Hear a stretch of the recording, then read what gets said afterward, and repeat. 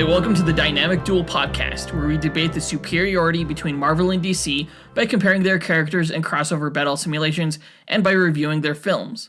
I'm Johnny DC. And I'm his twin brother, Marvelous Joe. And in this episode, we won't be reviewing a film, but we are reviewing Netflix's Punisher series, Season 1, which was really, really good. Yeah, it came out the same day as Justice League, but we wanted to give everybody enough time to actually watch all the episodes before we review it. Yeah.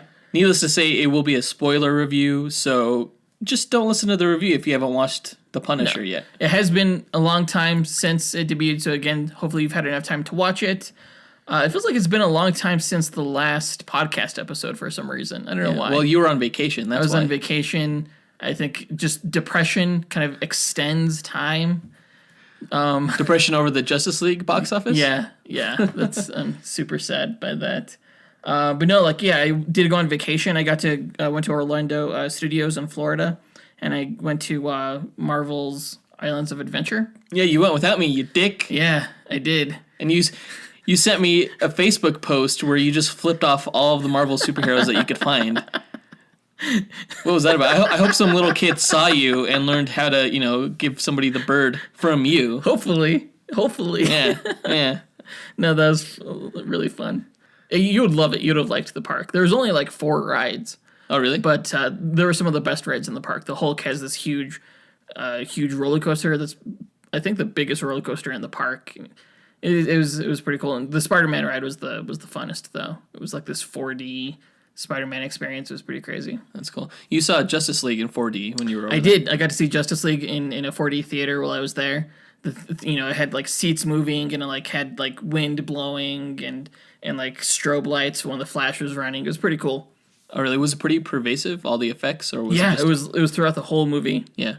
Sometimes the chairs even moved, just when the camera was moving. I'd hate to watch a 4D screening of The Perfect Storm or something like that. I just feel like you'd walk out of the theater just dripping wet. No, I feel, the scene in Justice League when Aquaman is saving that guy on the boat, on the ship. Yeah. When it was sinking, and there was it was stormy. That was probably my favorite part of the movie because there was a whole bunch of wind and water was spraying at you and stuff. Really? It was pretty cool. It was a good time. That's cool. I don't know if I liked it more in 4D, but it was definitely a cool experience. I'm glad I got. Was it also in 3D? Yeah, it was in 3D as well. Okay. Yeah. That's cool. But even then, the only cool part about that was, when Batman threw his batarang at the Flash and then he just, plucked it out of the air. Oh, that's the only time, I was really whoa, it's 3D! Yeah. Yeah, that's cool. Yeah. So what are we going to be talking about news-wise this episode? News-wise, we're starting off things, of course, with now the most viewed trailer in existence, apparently. Yep. The Infinity War teaser trailer. Well, at least within the first 24 hours. Yeah. We're going to talk about the first look at Brenton Thwaites in his Robin costume. We're going to be talking about Jude Law being cast as Mar-Vell in the Captain Marvel film, which I feel like that news really flew under the radar. I didn't hear too much about that. It kind of came and went. We're going to be talking about what people have been able to piece together in terms of what's missing from Justice League, or what was Zack Snyder's original vision, and how everything how this cut of the film ended up the way it was. Mm-hmm. And then we're going to wrap up the news section with something we missed last episode, was that Morbius, the Living Vampire, a film of him is in development with Sony. So he's getting his own film, so that's a thing. So we'll be talking about that. So that's a thing. All right. Before we get into the news, though, I want to say go check out TeePublic. It's tpublic.com/user/Dynamic Duel podcast, or just Dynamic Duel. It's just rather. Dynamic Duel. Yeah. We'll put a link in the episode description for this episode. We've sold quite a few T-shirts already. Yeah. And we think they're pretty awesome. We ordered a couple of T-shirts for ourselves, and they came out even better than I thought they would. They came out better than I thought they were going to, because I wasn't sure if the line stroke on my illustrations was going to be too thin. But it came out perfect. Yeah. It came out huge. Yeah. It's awesome. If you're looking for any Christmas gifts for people over the holidays, I'm sure everybody here knows a Marvel or DC fan that would like a pretty cool Marvel or DC t-shirt for Christmas. Go ahead and check that out. Yeah, and if you have a super, super extra geeky fan, even more important than the t-shirts, we will be posting a charity auction via eBay Charity on December 8th. Mark that in your calendars, because an artist by the name of Paul Heaston drew our cover art for our next episode. He drew illustrations of Crypto, the super dog, and Throg, the Thor frog. Yeah, that's going to be the battle, the duel for our next episode after this one. Right. The art is amazing. It's line art. Paul Heston is just a master illustrator of our time, I feel like. I've mentioned him in your previous episodes, towards the end of the episodes, that, if you're not familiar with his artwork, definitely check us out on Instagram. We have the illustrations posted there. And the guy, like Ed McGuinness and other comic artists, follow him and like his artwork. He is an undisputed master. Yeah, and you can find him also on Instagram at instagram.com/Paul Heston. And it's spelled just like how it sounds. Yeah. PaulHeaston. Yeah, so definitely consider getting that a gift for your super geeky family member or friend this holiday season. The money is going to be going to a good cause. It's going to the Sierra Club. Mm-hmm. So you'll be supporting, environmental protection and sustainable energy. So yeah, and you'll get kick-ass art. Yeah, so everybody wins. Everybody wins. Yeah, follow us on social media and follow Paul on social media. Both of our accounts will be posting links to the auction on December 8th as it goes live. But you can find us on Facebook and Instagram and Twitter just by doing a search for Dynamic Duel Podcast. You'll find us. Yeah. Okay. All right. Before we get into the news again, we want to go into the trivia segment.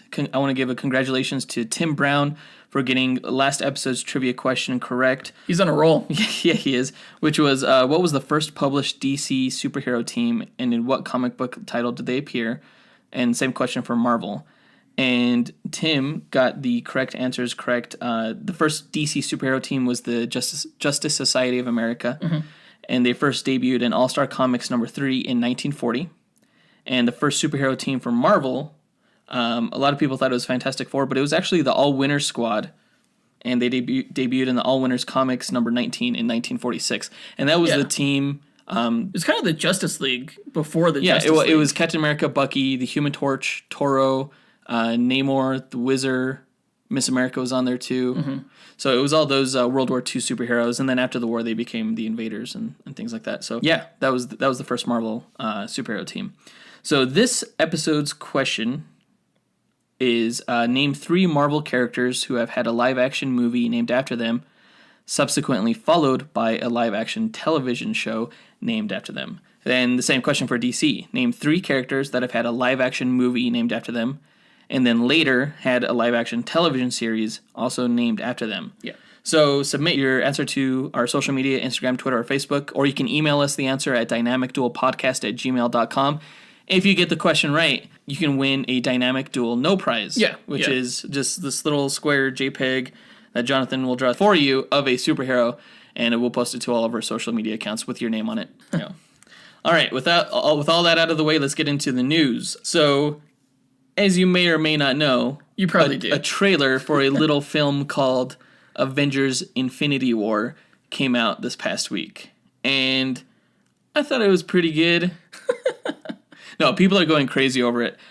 People were going crazy over Chris Evans' beard. I know. I think I saw on like Twitter that was the most talked about aspect of the trailer. Why? I don't know. I mean, it's a fine beard, you know. I have a beard.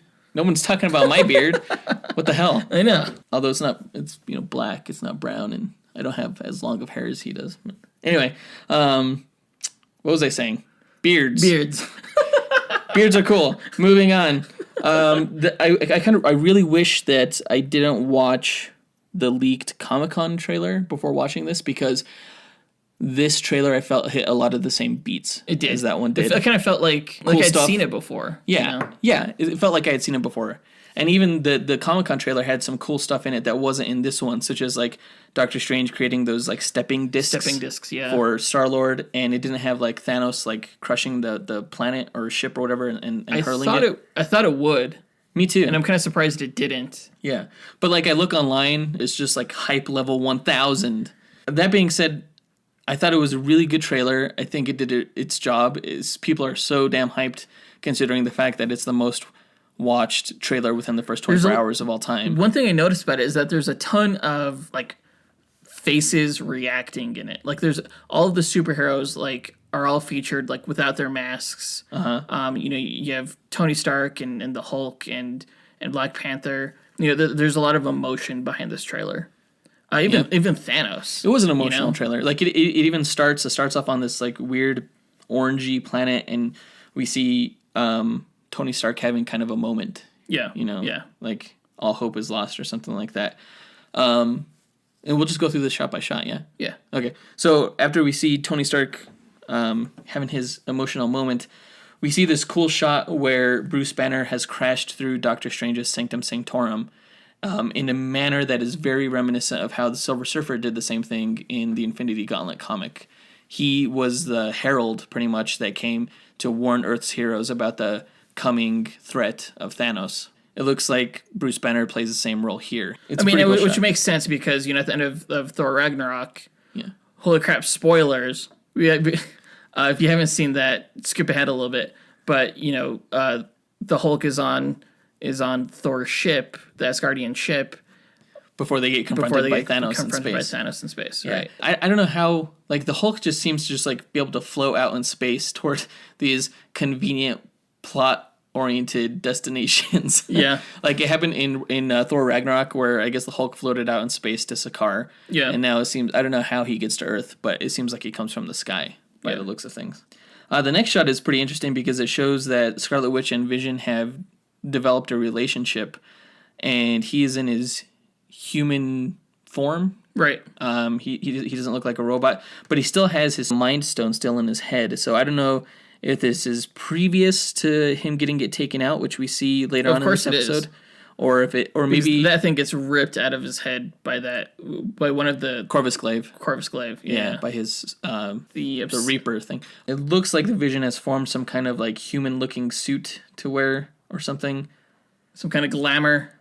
Got it from Doctor Strange. I don't know. So either he or maybe even Scarlet Witch made it for him. Oh, with her, that makes more sense. Kind of reality warping powers a little bit. So he gets it taken out and then he reverts back to his robot form, or maybe he gets it taken out, but he still has some kind of like solar gem still like standing by, like he does, because he wears the solar gem in the comics. Yeah. So I don't know what's going on here or when it takes place, but it's pretty interesting nonetheless. A lot of questions that it makes you wonder, like, what the Mind Stone did for him anyway. Like yeah, because he wasn't able to like control minds or anything like that. No. I mean, like, if he gets it taken from him, does he all of a sudden like lose his like tangibility or his like density manipulation? Yeah, what does density manipulation have to do with the Mind Stone either? Like, why does he have the powers that he has and not have any powers that you would think a Mind Stone would grant? Right. And, like, because I remember in the leaked footage from Comic-Con, there's a scene of him, like, it doesn't explicitly show that he's missing the mind gem from his forehead, but I'm pretty sure he's missing the mind gem from his forehead. Yeah. Because, like, it's obscured. Yeah. Well, the mind gem isn't his brain. His brain, he does have a brain. It's that organic matter that was created by Helen Cho and everything like that. Right. I think it was just a housing for his power. And the thing that really brought him to life was Thor's lightning. Well, yeah, that powered the cradle. Yeah. Okay. Right. So, yeah, what does this mean for Vision going forward? I guess we'll find out. I think it's just a depowered Vision, and they'll end up hooking him up with a solar gem or something like that. It'll be an alternative power source. I'm assuming that the Mind Stone is a power source to fuel his robot body.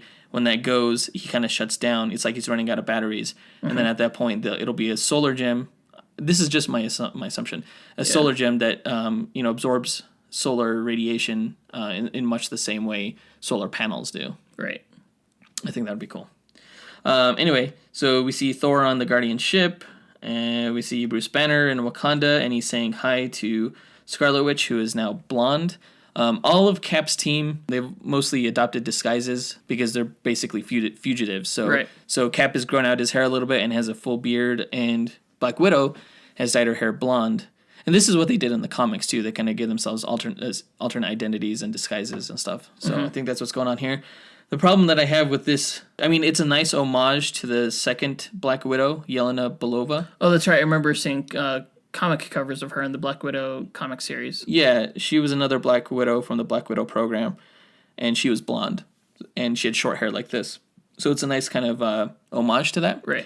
Problem is that Scarlett Johansson dyed her eyebrows blonde, but in a tone that very much matches her skin color. So it looks like she has no eyebrows.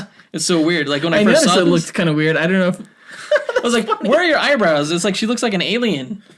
It's not her best look. I gotta say that. I much prefer the red hair, and I hope that comes back at some point, even though it looks like it won't happen during this movie. So after the Marvel Studios logos, there's a shot with Tony Stark and Bruce Banner and Wong and Doctor Strange, and they're all in the sanctum, and we see that Tony Stark is holding the same cell phone that was given to him by Captain America at the end of Civil War. So it looks like either he has just contacted Steve Rogers or he's about to. Yeah. So that's pretty interesting. Although nowhere in this trailer do you ever see them all together as a team. It seems like which makes sense. It seems like they break up into two teams. One of them is to protect Wakanda, and that's Cap's team with Falcon and Hulk and Black Widow and Winter Soldier and those guys. Second team is probably on this other planet. That's Spider-Man, Doctor Strange, the Guardians, Iron Man, and they're taking the fight to Thanos. Yeah. I'm assuming Thor is probably spending this whole time trying to get back Mjolnir or something. Yeah. And I say that because we saw in the Entertainment Weekly photos that Thor does get Mjolnir back. Oh, I didn't see that. Yeah. He's holding Mjolnir? Yeah. Or is it Yarnborn? No, it's Mjolnir in the Entertainment Weekly photos. Although in those photos, he also doesn't have his eye patch. He has two eyes and he's holding Mjolnir, but he has a completely different costume. His the armor on his the chainmail armor on his arms, it's all black. Interesting. Yeah, it's pretty interesting. I need to see this photo. I haven't seen it yet. Yeah, I'll have to show it to you. We see the shot from the Comic-Con footage where Peter Parker's spider sense activates, except now we see what he's looking at, and it's like this circular portal, maybe transport device that's floating in the air. I don't want to say it's Thanos' ship because it looks nothing like the ship at the end of Thor Ragnarok, but it seems like it's some kind of like portal ship. I don't know. Yeah, it's hard to say exactly what it is. I don't know if it doesn't look like there's an invasion coming to New York, but something obviously happens because we see Tony Stark walking through this wreckage. Right. And maybe it's some kind of like sensor device trying to find where the Soul Stone is, or something like that. Maybe this is what they use to track down Vision, something like that. Yeah. I don't know. And it's interesting because, I mean, through this trailer, we definitely know that he has the Space Stone and the Power Stone. No, yes. Yeah, well, in this trailer, he does. Yeah. In the movie, it might turn out to be different. He might have more than that. But we know at least, we see Thanos putting the Space Stone into his gauntlet. Right. The purple one, the Power Stone's already in there. Right. So we know that he's already laid waste to Xandar. And I hope that kind of gives like they have a little Easter egg for Richard Rider in that moment where he's the last remaining Nova Corps member. I wonder. Hopefully.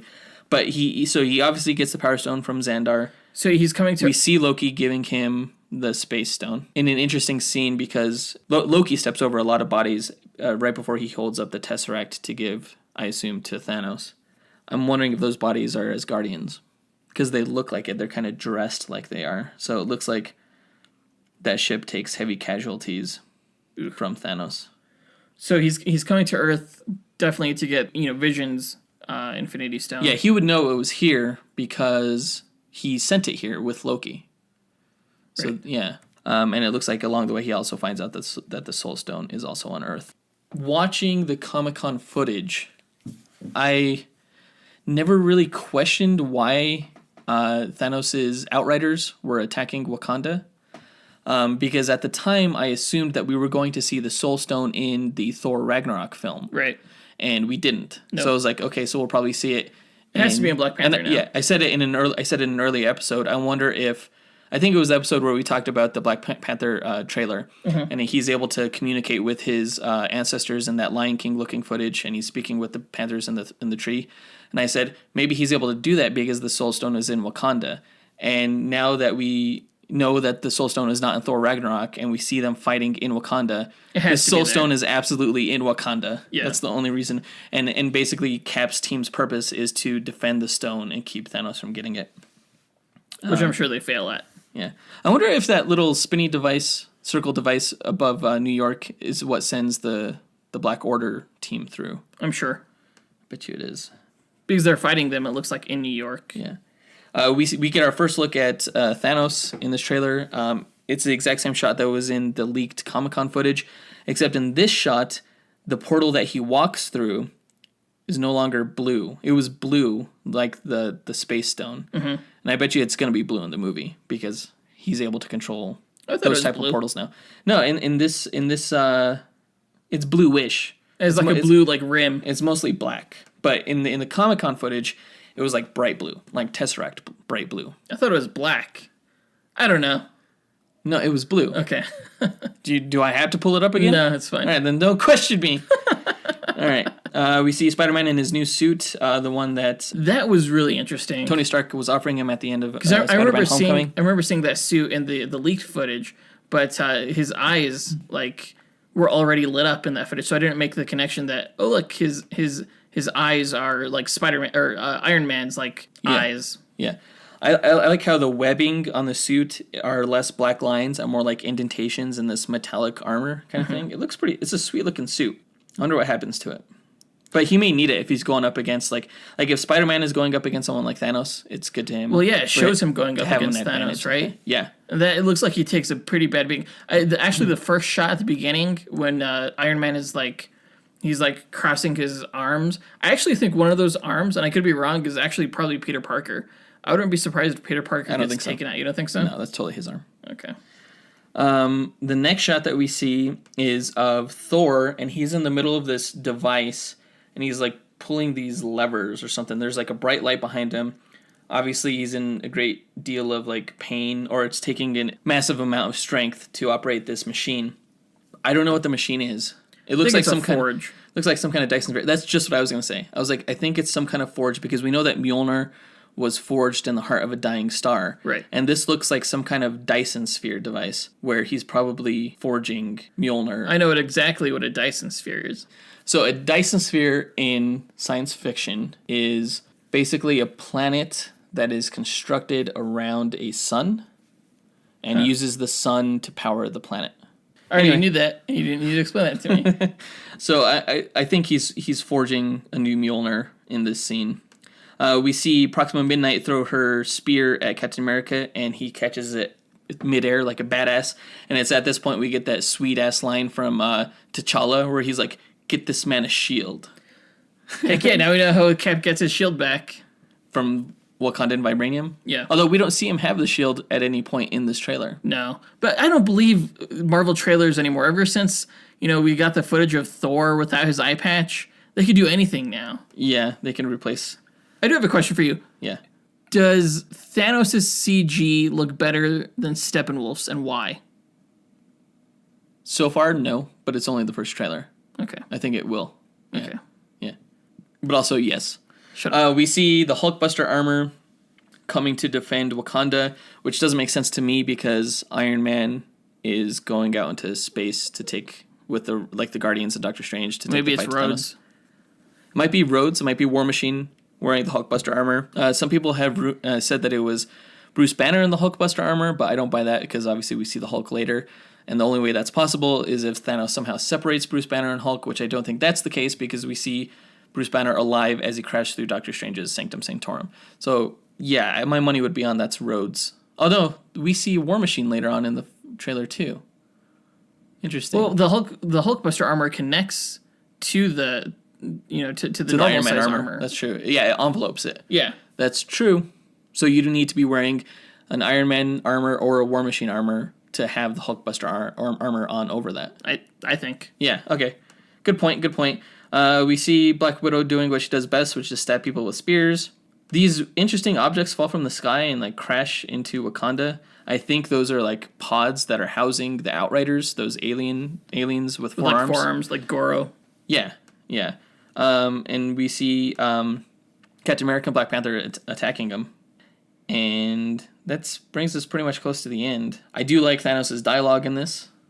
It came across less cheesy than I think it did in the, or at least to me, Comic-Con footage. But yeah, but you were also the only one that thought the comic book footage dialogue was cheesy. Anyway, the war looks cool because we see all the Wakandans fighting all of the Outriders, and the final last money shot is we see Hulk and Winter Soldier, Black Widow, Okoye, Black Panther, Falcon, and the Wakandans rushing towards the front lines, in the battle. Yeah. It's a really cool shot. Thanos in this trailer does say something like, you're going to meet defeat, even though, how you feel you're in the right or whatever. Yeah. That's cool dialogue. That's powerful dialogue. It was all cool dialogue, and it always was cool dialogue. All right. In this final shot where they're running toward the camera, Captain America has these battle gauntlets on that look, I mean, they look Wakandan. They have like these like Wolverine blades that kind of extend past the knuckles a little bit. So it's like they're like claw things like he must have borrowed from Black Panther. It's pretty cool. I forgot to say that when we first see Thanos for the first time, I kind of thought it was anticlimactic. He just kind of like steps out. I thought it would be something much more like maybe like a wide shot and more grandiose a little bit. Did you see the leaked footage that came out for Infinity War? Yes. Okay, so this is a spoiler. Skip ahead a few minutes if you haven't seen this leaked footage. But when the Guardians are like coming out and you just hear Thanos' voice and you hear what's going on between him and the Collector, yeah, I think that's a much better introduction to Thanos. Yeah. Yeah, because you don't see his face or anything. That's why I think when Thanos is putting his space gem into his gauntlet, I think in reality, in the movie, he'll have more gems in his gauntlet than that. I think he's also going to have the reality gem in there. And then he's coming to Earth for the mind and the time and the soul. Yeah. So, anyway, the kind of stinger at the end of this trailer is Thor meeting the Guardians of the Galaxy, which was a nice little moment. And people just lost all their shit over that because they did not expect that to happen. But I didn't lose my shit because I'm a real fan and I already knew that was going to happen. That was me drinking my water. From your Mar-Vell cup. From my Mar-Vell cup. All right, so that's it for the Infinity War trailer. It came really late in the game. Like, the movie comes out in, like, 5 months. Yeah. So, yeah. It's interesting to see how this will come along. How many trailers do you think we'll get before the actual movie comes out? Because with, like, the Star Wars films, Disney is only releasing, like, I think we're gonna trailers. I think we're going to get one more trailer after this, and then a shit ton of clips in the final month. I don't want clips. I hate clips. I think we're going to get a second trailer in February to go with Black Panther, and then a shit ton of clips in the last month. Yeah. That's pretty much it. All right, moving on. Okay, so Warner Brothers has released the first look at Brenton Thwaites as Robin, which I thought it was supposed to be Nightwing. Yeah, I thought it was too, because, you know, the synopsis for the show was saying that Dick Grayson was going to be a police officer. And Dick Grayson in the comics didn't become a police officer until he was already Nightwing. Uh-huh. So I was surprised that it was Robin, for sure. But he looks cool as Robin, for sure. It's a cool Robin costume. He looks so damn cool. That is perfect. A fantastic Robin outfit. The coolest. It's a movie costume, like, for sure. Yeah, it could be in a movie. It's not a movie costume, though. It's a TV costume. So it almost seems like it's another case of, like, the Flash TV show, where I think the Flash costume is probably better than the Justice League Flash costume. Really? Yeah. So, like, I feel like this Robin costume is better than almost anything they could do in the movies. It's going to be hard to top if they ever put Robin in the film universe. Yeah, he looks like he's great. It's nice that they're going to have something to, like, lead up to. Like, if they wanted to do Nightwing, if they wanted to have him, like, graduate to Nightwing, they could still do that. They could totally do that. And you know, thinking back on it, I watched so much Teen Titans Go, like, these past few months, because my daughter's now obsessed with it. It makes sense that they're going with Robin, because right now, some of the people who are going to watch this new show are going to be fans of Teen Titans Go, especially once the movie comes out this next summer. Mm-hmm. You know, this, of course, you know, is our first look at that TV show, the Titans TV show that's coming out in 2018. I'm actually kind of surprised we're not also getting the name of what that DC branded direct-to-consumer digital service is called, along with this photo. Wait, when does this show come out again? 2018, next year. When? Just next year sometime? Yeah, next year sometime. Yeah. Okay. Have they even begun filming on this, or is this just a costume test? No, I believe they've begun filming. Okay. Yeah. I don't know what else to say besides it looks really cool. I'm kind of hoping that he's also Nightwing, and maybe this Robin is more like his transition to Nightwing or a flashback. Who knows? I don't think they would do that. I think they want fans to keep watching and, like, hey, keep watching. Maybe in season 3 he'll become Nightwing. Maybe that kind of thing. Okay. I would totally go for that. Does he look more like Tim Drake to you? I mean, he has the bow staff. Since he has the bow staff? Right. So, no, but he's Dick Grayson. They've said that's his character's name. So, it is definitely a Tim Drake look, but there's no way they were going to put him in pixie boots and green underwear. So, so that Dick Grayson look is kind of a no-go. I hope he switches to Nightwing like halfway through the season or in a subsequent season, and then he switches from the bow staff to the nightsticks. Yeah. The billy clubs. That's going to be cool. It's going to be really cool. It makes me want to see what the rest of the cast looks like. I cannot wait to see what the rest of the cast looks like. What does Starfire I can't wait look to see Starfire. I can't wait to see Raven. Ultimately, the photo looks cool. Can't wait to see the rest. Can't wait to hear the name and the release date of the show and the DC streaming service. You're going to get that day one, huh? Heck yeah, I am. I hope they release it all at once because I want to be able to review it for sure. Review it on the podcast. Yeah. Yeah, I look forward to potentially reviewing it on this show as well. Yeah. That'll be fun. Since we do all these Marvel Netflix reviews. Yeah. We don't really do DC TV, so yeah, it would be nice. Essentially, there's no other DC movies coming out next year except for Aquaman. And I guess, too, if you count Teen Titans Go. But it's going to be a drought next year, DC fans. We'll just get through it together. All right. So moving on to the next bit of news. According to Variety, Jude Law has been confirmed to play Dr. Lawson, a.k.a. Mar-Vell, who was the original Captain Marvel before Carol Danvers became Captain Marvel. And so the character plays a huge part in the origin of Carol Danvers getting her superpowers. Right. As a matter of fact, Mar-Vell's character, his villain is the one that Ben Mendelsohn is rumored to be playing, who is known as Magnetron. I knew him as Magnetron, but the trades are calling him, what are they calling him? Yon-Rogg? Yeah, he's the Kree officer that's the villain of Captain Mar-Vell. Ben Mendelsohn's playing a lot of villains. Well, he was in Star Wars. What else has he been in? He was in The Dark Knight Rises. Oh, that's right. He was. I think that's like the first film I remember him from. Yeah. So I think this is great casting. I'm not sure how big of a role he'll play in it. It'll be interesting if like they have the sort of the same dynamic that Steve Trevor and Wonder Woman had in that. Mm-hmm. I don't know if that's right. It is a romantic relationship, right? Yes. Yeah. I'm not sure why Variety said that he's playing Dr. Lawson before they said he's playing Mar-Vell. Almost as if the character will be Lawson more than he'll be. Oh, I think he'll be like, here on Earth in secret. Well, that's how he was. Yeah, that's how it was in the comics. He was in Earth in secret. He saw a scientist named Dr. Lawson die, and just coincidentally, he bared a striking resemblance to the Doctor. So he kind of took upon his identity, and that's how he came to work with Carol Danvers at NASA. I think this is great casting. Like Jude Law definitely has that like sort of like lean, kind of sleek kind of body type that to me it could be totally alien. Why not?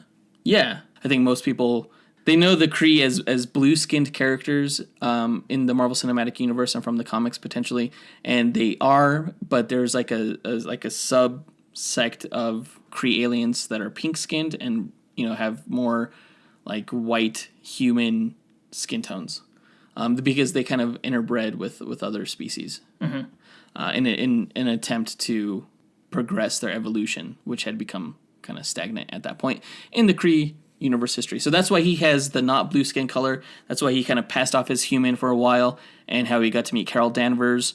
Does it go without saying that he's probably going to die in this Captain Marvel movie? Not for Marvel fans, but for anyone who's not familiar with Mar-Vell. Yeah, in the comics, Mar-Vell died of cancer like back in the early 80s, I want to say. It may have been late 70s. Early 80s, I think. And that's when Carol Danvers, well, she didn't take up the Captain Marvel role until actually this decade, but she was Miss Marvel for a really long time. So I assume that he's going to be kind of Carol Danvers' love interest and mentor, kind of, before she takes up his mantle. Like, he probably takes her up into space or something. There might be a pretty solid love story to this movie. Yeah. I actually didn't think... this is huge news to me. I didn't think they were going to go this route. I thought they were going to come up with a completely new origin for her, because I know that Marvel was concerned that Captain Marvel's origin was too similar to the Hal Jordan Green Lantern origin, where like a pink alien comes from space and gives him his ring, and he gets drafted into this much larger universe. Yeah. But I'm glad. I don't think they're similar. You don't think so? No, I don't think so. I guess the similarities end as where I just stated them. Pretty much. But yeah, no. So I think it'd be like more the similar character, if though. like Hal Jordan fell in love with Abin Sur, and then they had like a romantic relationship, and then he went up to space powerless, and then one of the Abin Sur's villains gave Hal Jordan his powers. Then I think they'd be more similar. Yeah, probably. But yeah, I've always liked the character of Mar-Vell. It's cool to see that Mar-Vell will be acknowledged. Yeah, I like that he'll be in there. I wonder if that's going to be like cheesy to like mainstream audiences, that there's a character out there called Mar-Vell. That's a good point. I don't know. Maybe that's why they're going with the whole Lawson. Yeah, instead of calling him Mar-Vell. Yeah. I wonder if he'll give Carol her powers through, like how they did in the comics, or she like gets infused with like some Kree DNA through the Psych Magnetron, or if he's just going to give her his negabands, and that's where she gets her powers from, through the negabands. Well, that's a good question. Well, even if it's like that, then it's even more like Green Lantern, where she gets a piece of jewelry. That's true. Because in the comics, Carol Danvers doesn't get her powers from the negabands. No. Even though those are... He gives those to his son. Janice gets the negabands after a while. Yeah. I hope they don't go that route. I hope he just naturally, through his Kree physiology or, through Kree experimentation on soldiers or something like that, that's how I hope he has these powers. And I hope she gets the same powers through genetic accident, basically. Well, this just made me realize, I wonder how Captain Marvel herself is going to get her name. Because I can understand, like, how Mar-Vell, if he's a captain, like in the Kree military, how he would get the title Captain Mar-Vell.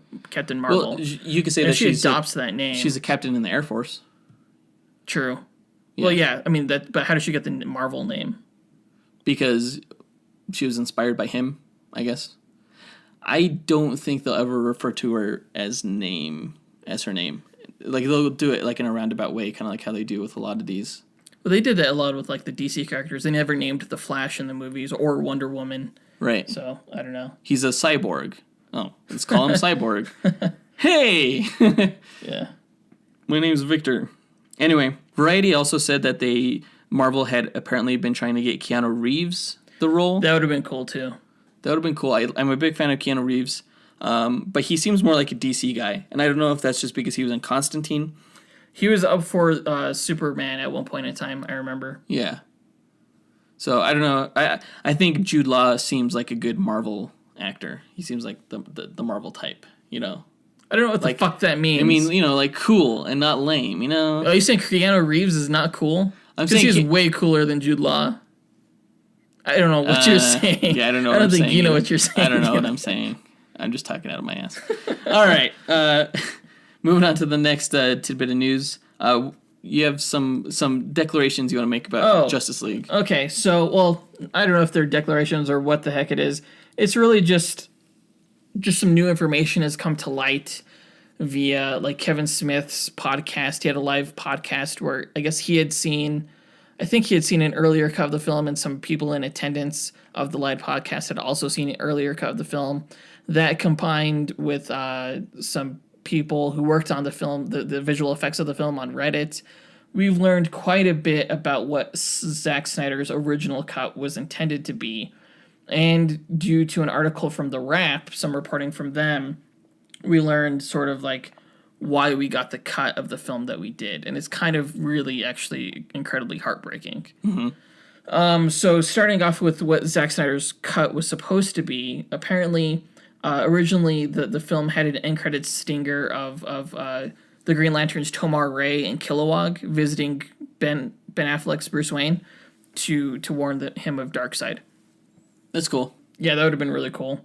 I guess Steppenwolf's motivation was made more clear in that his mom's, like, essence, his mom's name was Hegra. Those were in the mother boxes. And that's one of the reasons he was trying to get them. And that's one of the reasons why he kept calling it Mother. Right, okay. Exactly. So in the comics, Steppenwolf is Darkseid's uncle, but I guess in the film they were going to have Steppenwolf be Darkseid's nephew, which makes perfect sense to me. Uh-huh. And he was trying to commune with his mother, who I guess Darkseid split into the mother boxes as punishment or something like that. But he was trying to gain more power in order to overthrow his uncle. Oh, really? Yeah, but I guess another one of the, like, towards the end of the movie, you were actually going to see Darkseid in Zack Snyder's cut. you're going to see him kill Steppenwolf for failing to take over Earth. Steppenwolf was going to go back to Apocalypse? Was this going to... He boom tubed to Apocalypse. Darkseid is the one who boom tubed Steppenwolf back to Apocalypse. Okay. And just killed him right there. Is that what happened at the end of the Justice League movie? Like, how did that boom tube... I keep saying boob tube. How did that boom tube know to, like, take him away? Did he activate it? Like, it took him away while the parademons were killing him. Where did that come from? We will never know. Okay. We will never know. Okay, sorry. Essentially.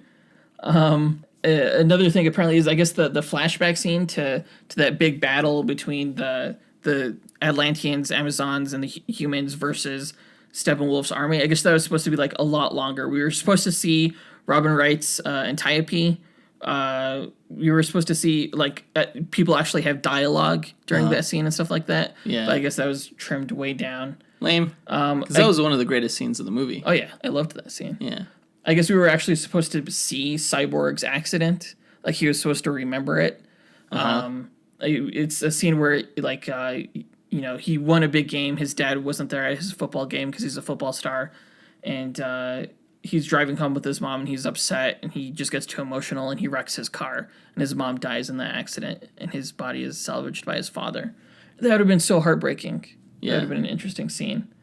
I guess... do you remember that, like, original VFX shot when we see Aquaman swimming for the first time and he goes up to a statue? Yeah. I guess, like, in the film now, like, you see, like, this wounded soldier on the statue, but apparently, like, Aquaman was supposed to go there to meet Vulko. And I guess originally, like... Oh, Willem Dafoe? Yeah, they established this relationship between Vulko and Aquaman, where Vulko is really Aquaman's tie to Atlantis. I guess Vulko, like, kept track of Orin when he was a young boy and promised him that, you're the true king of Atlantis, and when you are of age, you'll return to Atlantis, and the people will welcome you with open arms. But that's not what happened. And they were going to establish that in this film, that his people kind of rejected him as a half-breed. Yeah. So that he sort of resents Atlantis and everything. That would have been pretty cool to see. That would have been a great character setup. I could see why they sort of would have cut it, because it doesn't really serve this film. It's more set up for the next film. But I wouldn't have mind having it in the film at all. Is Aquaman a half-breed? Yes. I thought both of his parents were Atlantean. There's different versions of the character. I thought they cast him out because he had, like, blonde hair or something like that. Yeah, that's one version. Okay. Yeah. And the half-breed version makes him seem more like Namor, right? Right, yeah, I don't like that. Because Namor's definitely half human, half Atlantean. I guess this movie was also going to deal specifically with Batman killing criminals and torturing them and branding them and stuff in Justice League. Apparently, this Batman was going to... His ultimate intent was to sacrifice himself. Because he felt that was like his ultimate atonement for because he was so inspired by Superman, that him sacrificing himself was going to atone for everything that happened. And it was kind of there in the film. You could see, like, traces of what happened. Initially, like, he was going to crash the sort of kamikaze his ship into that blue barrier around the reactor, and then lead all the parademons to him so the other heroes can go in there and stop Steppenwolf. Yeah. And Wonder Woman knew this. Wonder Woman knew that he was, like, sort of suicidal, just, like, depressed. That's weird. Yeah. And so that she's the one who, like, when it's like, oh, we saved you after all, Batman. In the film, that was kind of weird. When they were like, oh, it was Wonder Woman's choice. But I guess that would have been more established. Okay. I guess the nightmare sequence that Batman had in BVS was going to be further explained. I guess, like, those dream sequences were coming from the mother boxes or something like that. Apparently, like, Batman learned about Steppenwolf's ability to convert the dead into parademons, right? So Batman was worried that Steppenwolf was going to raise Superman from the dead, and that's how he was going to come back as evil from his nightmare vision of the future. So I guess it always was Batman's plan for them to resurrect Superman themselves before Steppenwolf could. Interesting. So that was, interesting. So they never would have battled Superman for the most part. They would have. But I guess, like, that scene was actually just going to be longer. Okay. So Superman, the scene in the trailer where he said you'd come, That's actually Superman going to the Batcave to get his super suit. Okay. Because I guess Batman had it. Uh-huh. The Deathstroke scene where he rescues or he breaks Lex out of Arkham was originally going to be in the middle of the film, not the reunion, but the scene where he was going to break him out actually was going to happen differently. That would have felt kind of out of place, no? I agree. I guess Cyborg was supposed to die separating the mother boxes, so he was going to die, like, actually, and then Bruce Wayne was going to take him back to his Batcave, and then she was like, we'll rebuild him, sort of, like, at the end of the movie. Interesting. Yeah. That would have been more interesting than, him separating the mother boxes and then being like, my toes hurt. Yeah. Apparently it was supposed to set up Cyborg's own film with, like, Grid. Do you know who Grid is? Villain? Yeah, it's Cyborg's villain. Okay. And then I guess the film was going to end with Lois revealing to Perry White that Clark is Superman. Why? So he could get his job back at the Daily Planet. Has Perry White ever known that in the comics? It's been hinted that he knows. It's also been hinted that Jim Gordon knows that Bruce Wayne is Batman. Okay. Because they're both too good of, like, detectives and reporters, journalists to know to be that naive, I guess. Yeah. To not make those connections. That was one of the good things I liked about Man of Steel was that Lois wasn't so dumb to not figure out that Clark Kent was Superman right away. Yeah. She was smart. Yeah.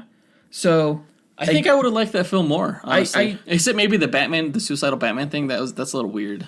I think it's like, punish me.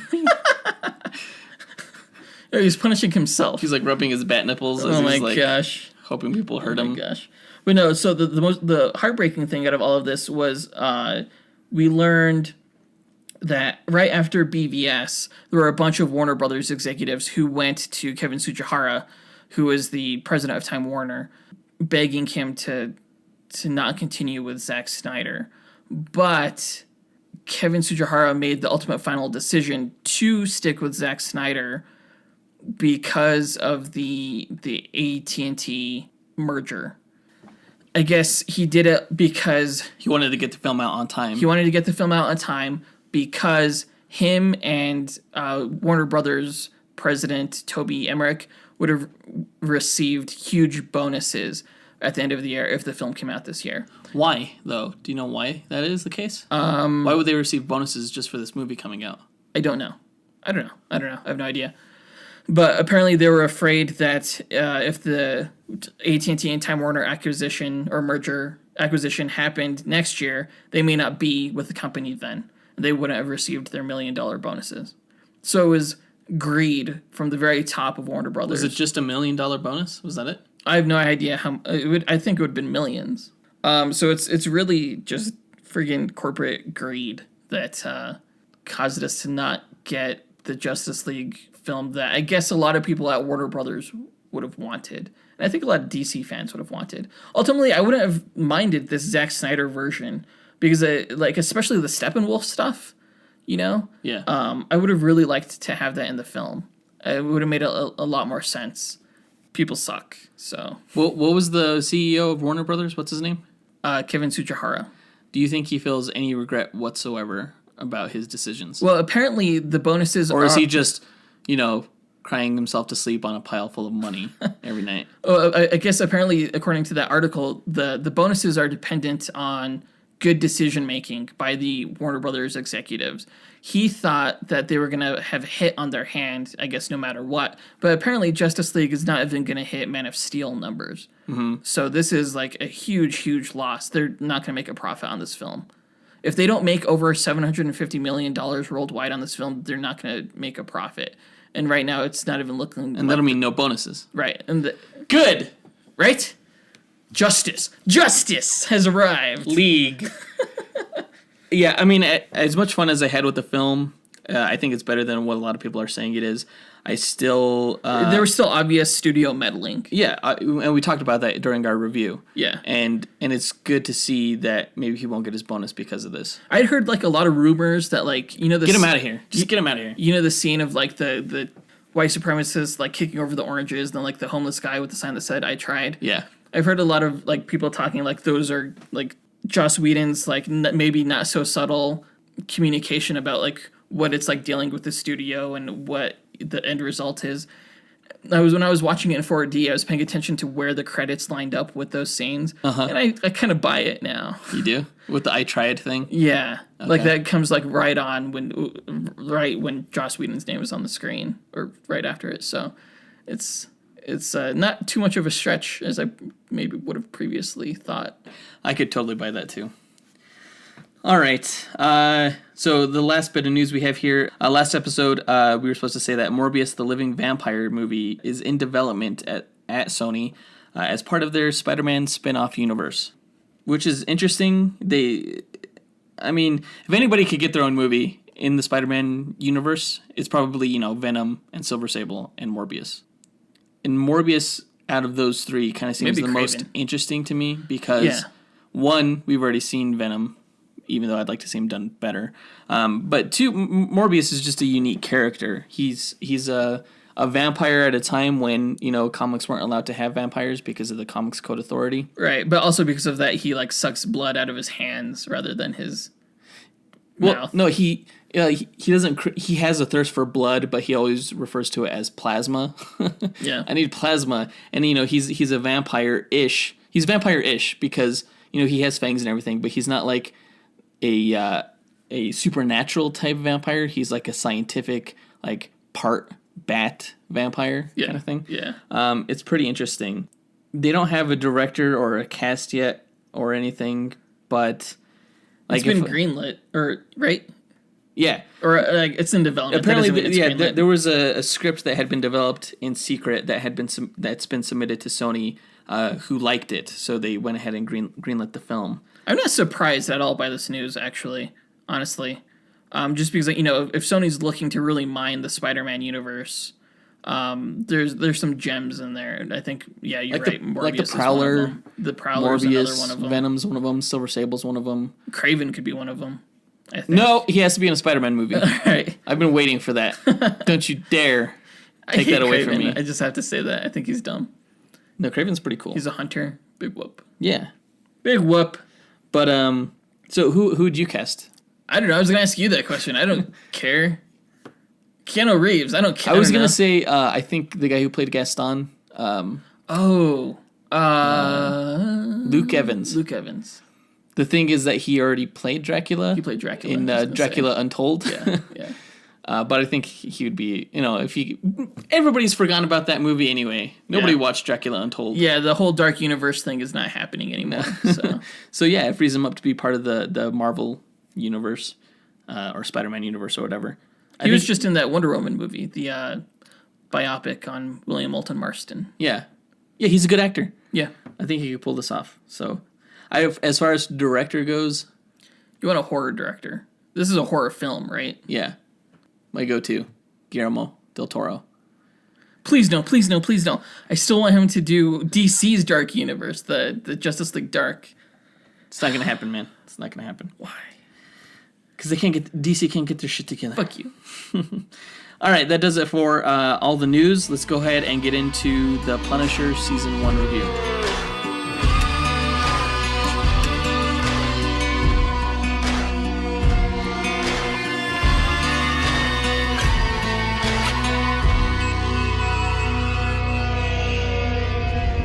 So I have to say, if you have not seen The Punisher yet, don't listen to this review. Go see this. It's definitely worth watching. It's worth watching. I've not seen a whole lot of buzz around the show, which is surprising. It's surprising because I saw a lot of articles about all the other like Daredevil, Jessica Jones, Defenders when those shows came out. I kind of think that releasing the Punisher Netflix show the same date as the Justice League was, in hindsight, a bad idea because nobody's talking about it now because everybody's talking about Justice League. And, they're talking about how much of a shit show it was. Fuck you.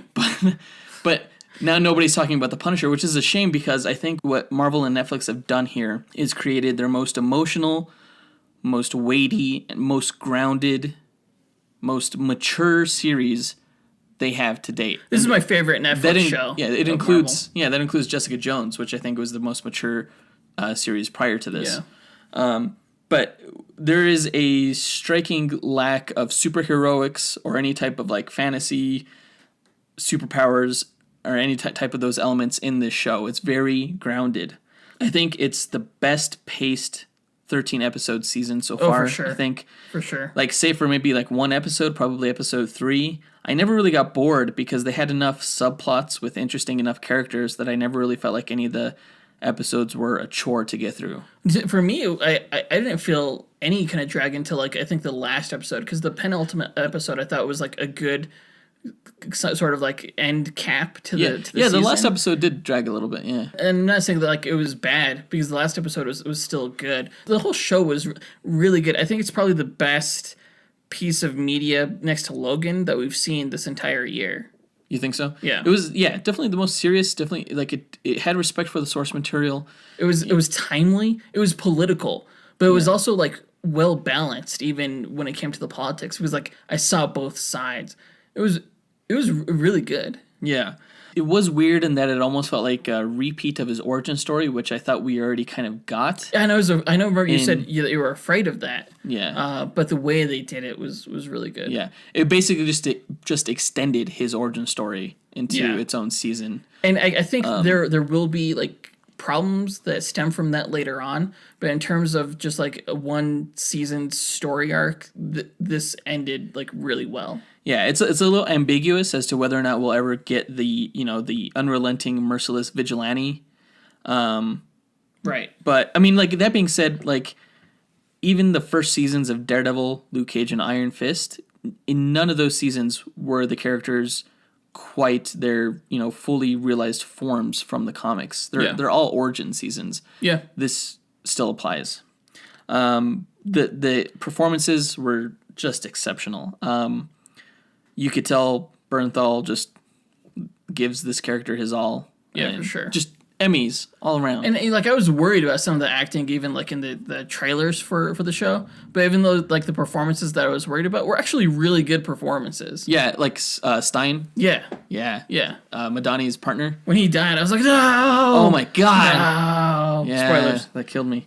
So I thought there were good. There are lots of really good running themes throughout this, including guilt, grief, revenge, justice, honor, and interestingly enough, post-traumatic stress disorder. That was a major theme throughout this whole thing. Yeah. So basically, the story of the season was a conspiracy plot. Although the conspiracy wasn't nearly as difficult as I thought it would be, because usually conspiracies like you have to really pay attention to get what's going on. It's like a mystery. Yeah, but basically here. Turns out Frank Castle was part of a covert CIA recon force mission in Afghanistan called Cerberus. And the heads of that operation, which included Schoonover, a.k.a. the blacksmith from Daredevil Season 2, and another character called Agent Orange, they were secretly trafficking drugs in the bodies of dead soldiers. And Frank learns that though the DA's office botched the Central Park sting that was supposed to catch the blacksmith in Daredevil Season 2, his family's death was actually orchestrated by Agent Orange and the blacksmith because they were looking to cover up their actions once a video of the murder of an Afghan cop was leaked to the NSA. It's an involved conspiracy, but it's not necessarily a convoluted one. No, I understood what was going on. Yeah. And so I like that about it, that it was an interesting conspiracy, but it wasn't an overly plotted one. Right. Yeah. One thing I did notice that Steve Lightfoot but it wasn't simple either. Yeah, like, there was enough there throughout the whole season, or it was just like learning each bit by bit made it more and more interesting. Yeah. One of the things I especially like about the show that Steve Lightfoot, the showrunner, did was that he took liberties with the source material to establish more personal relationships between the Punisher and these secondary characters like Micro and Jigsaw specifically. Especially Jigsaw, because in the comics, Billy Russo and Frank didn't serve together. They were never friends. Jigsaw was just a mafia assassin whose face kept getting fucked up by the Punisher. And same with Micro. Like, Micro was never part of Frank's origin story, but the fact that they kind of intertwined all that there and established this kind of like personal humanizing relationships between the characters made it feel less generic, I guess, than it could have been. Yeah. So let's get into the characters. Starting off with Frank Castle, a.k.a. the Punisher. I think Bernthal is by far the best Punisher yet, although I know I've already stated that since Daredevil Season 2. Even despite the fact that he's probably less the comic book character than the other versions, especially like... Because Ray Stevenson was Punisher Warzone. Yeah, Punisher Warzone was pretty much out of the comics too. But, that had an element... That was far less grounded than this show was. Like, you'll never see this Punisher shoot somebody out of the air with a rocket launcher. Right. When I think of the Punisher, I think of like Garth Ennis's Punisher. Like that's the one I've read the most. Frank storyline, you know, as like a tinge of humor to it, and that's what Punisher Warzone definitely had that. Yeah, this show didn't. It was a little light on the humor. Yeah, which is fine. It didn't need that. Yeah. I think Bernthal's performance, like, he's not quite that character yet, like the murderous vigilante who's going after criminals on the streets and stuff. Right. So far, all of his murders have been against people who were involved in his family's death. Right. But I am fascinated by the journey toward that character. Yeah. Yeah. So and that's okay. So the story of the Punisher has never been one of vengeance. It's always been one of punishment. Right. Because for the most part, it couldn't be, because he doesn't just stop once he gets justice for his family. He keeps going on and on and on and on. Right. So I think if this season had any one drawback, it would be the way it ended. I'm not sure how they would continue that story without making it personal again. But again, just to tie back to Bernthal's performance, like, he is the Punisher for me. Yeah.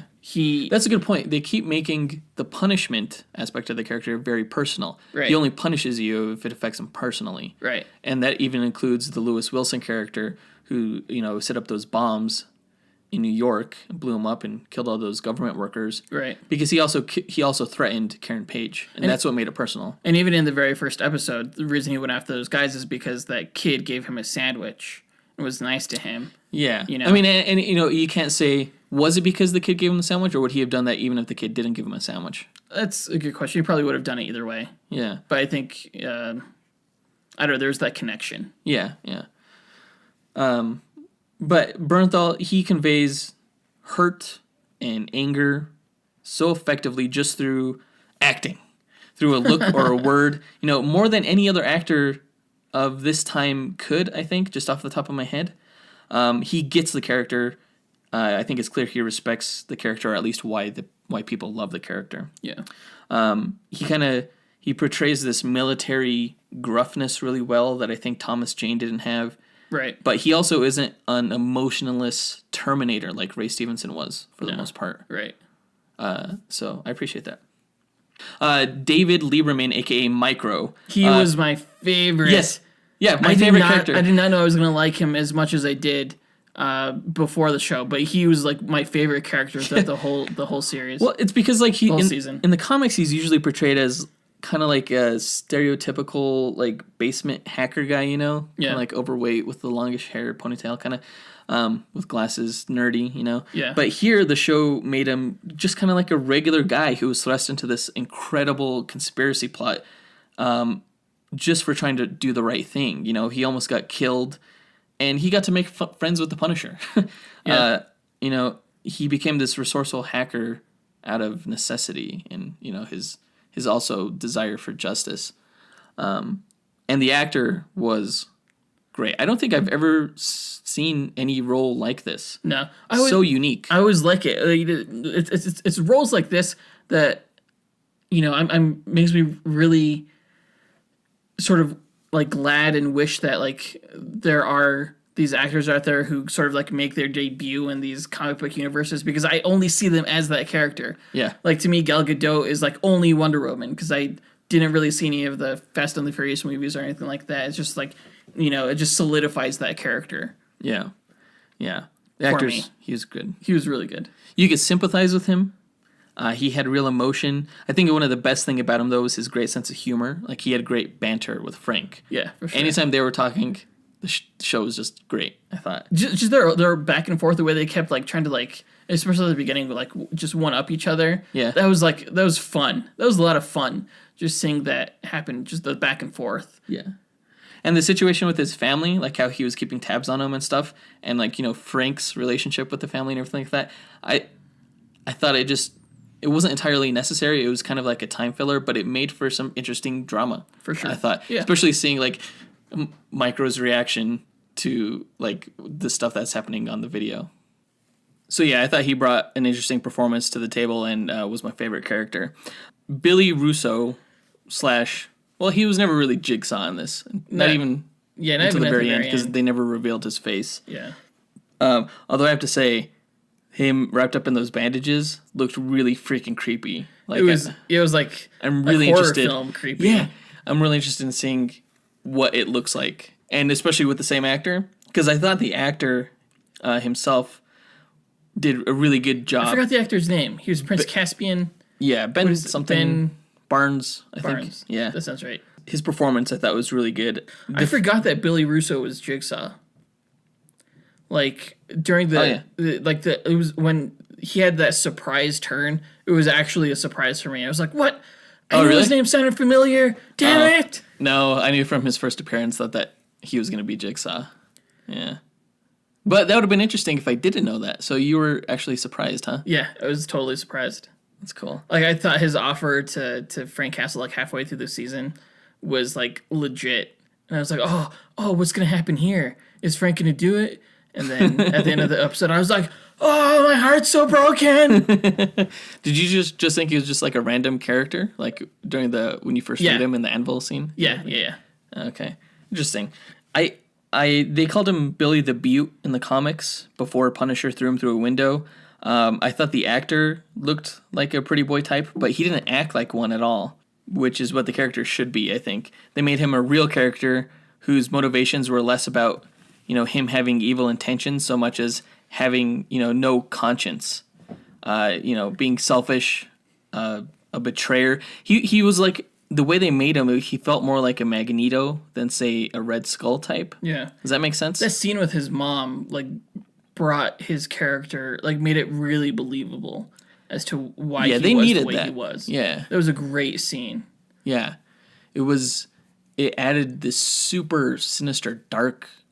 He was already a dark character, but that just kind of brought him into the supervillain era. It made sense as to things like why he wanted what he wanted. Why he would do what he was doing to get it. Right.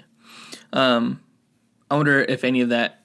if his personality will change in season 2, because they stated, he may not have any memory left. He may be an amnesiac when he wakes up, because he was in a coma at the time. Mm-hmm. So it'll be interesting where it goes. You could almost actually even hire a different actor, considering his face will be different and everything like that. And he may almost be a completely different character, but I hope they don't go that route. I hope he remembers at least something, and I hope it's the same actor. Yeah. If we see him in season 2. I will assume that he'll be in prison, though. So he'll have to escape at some point or something. I don't know. So, or maybe he'll just get out on a technicality or with his government contacts or something like that. Oh, that's true. Dina Madani, I thought she was great. I've never seen the actress before. Her name is Amber Rose Riva. But she was far more compelling than I initially gave her credit for, I thought, especially from like the trailers and stuff. Yeah, she was much more interesting than Misty Knight or, some of the other like cop actors that have been on these shows, I thought. Yeah. The way she pieced things together and was never really too far behind the mystery was cool. Like I hate seeing incompetent, investigators and stuff like that. She was smart. The intelligence, the sacrifices that she made me like her. And she was just a beautiful actress, too. She had some really great sex scenes in this. The most graphic... What do you mean by great? I would say they were the most graphic sex scenes that we've seen, even more than the ones that were in Jessica Jones. Yeah. Or Luke Cage. Yeah. Well, maybe not Luke Cage.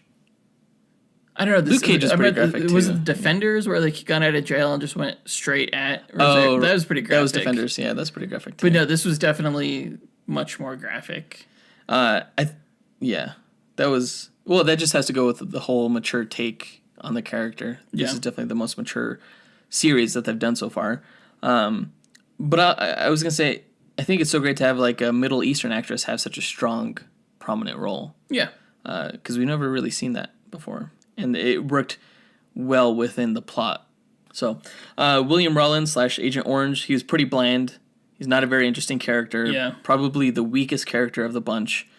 When he went psycho crazy when he was beating up Frank in the 12th episode, it didn't feel like this scary reveal of a character gone mad. No, it just felt out of character because he was so bland most of the time. And I really wanted him to get his ass kicked, less because of his actions as an evil, greedy bureaucrat, and more because I just hated his stupid, bland face. Yeah. Even with the milky eye. Yeah, even with the milky eye, which was a nice little touch. Like a little James Bond villain, super villain touch. Oh, yeah, yeah. And I like the origin of how he got the milky eye and everything like that. Yeah. But he didn't do much with it, I guess. He was just bland to me. Very bland. Do you have anything to add to that? No. Because he was so bland. He was very, like Blofeld, I guess, in a way. Yeah, like, he felt a little bit like Blofeld from James Bond, a little bit. But even Blofeld was like sinister and snively, kind of sniveling. No, this guy definitely was not like that. Yeah. Lewis Wilson. Lewis was cool. Lewis is interesting. Like, I almost feel like I'm not fully qualified to discuss what was going on with him, you know?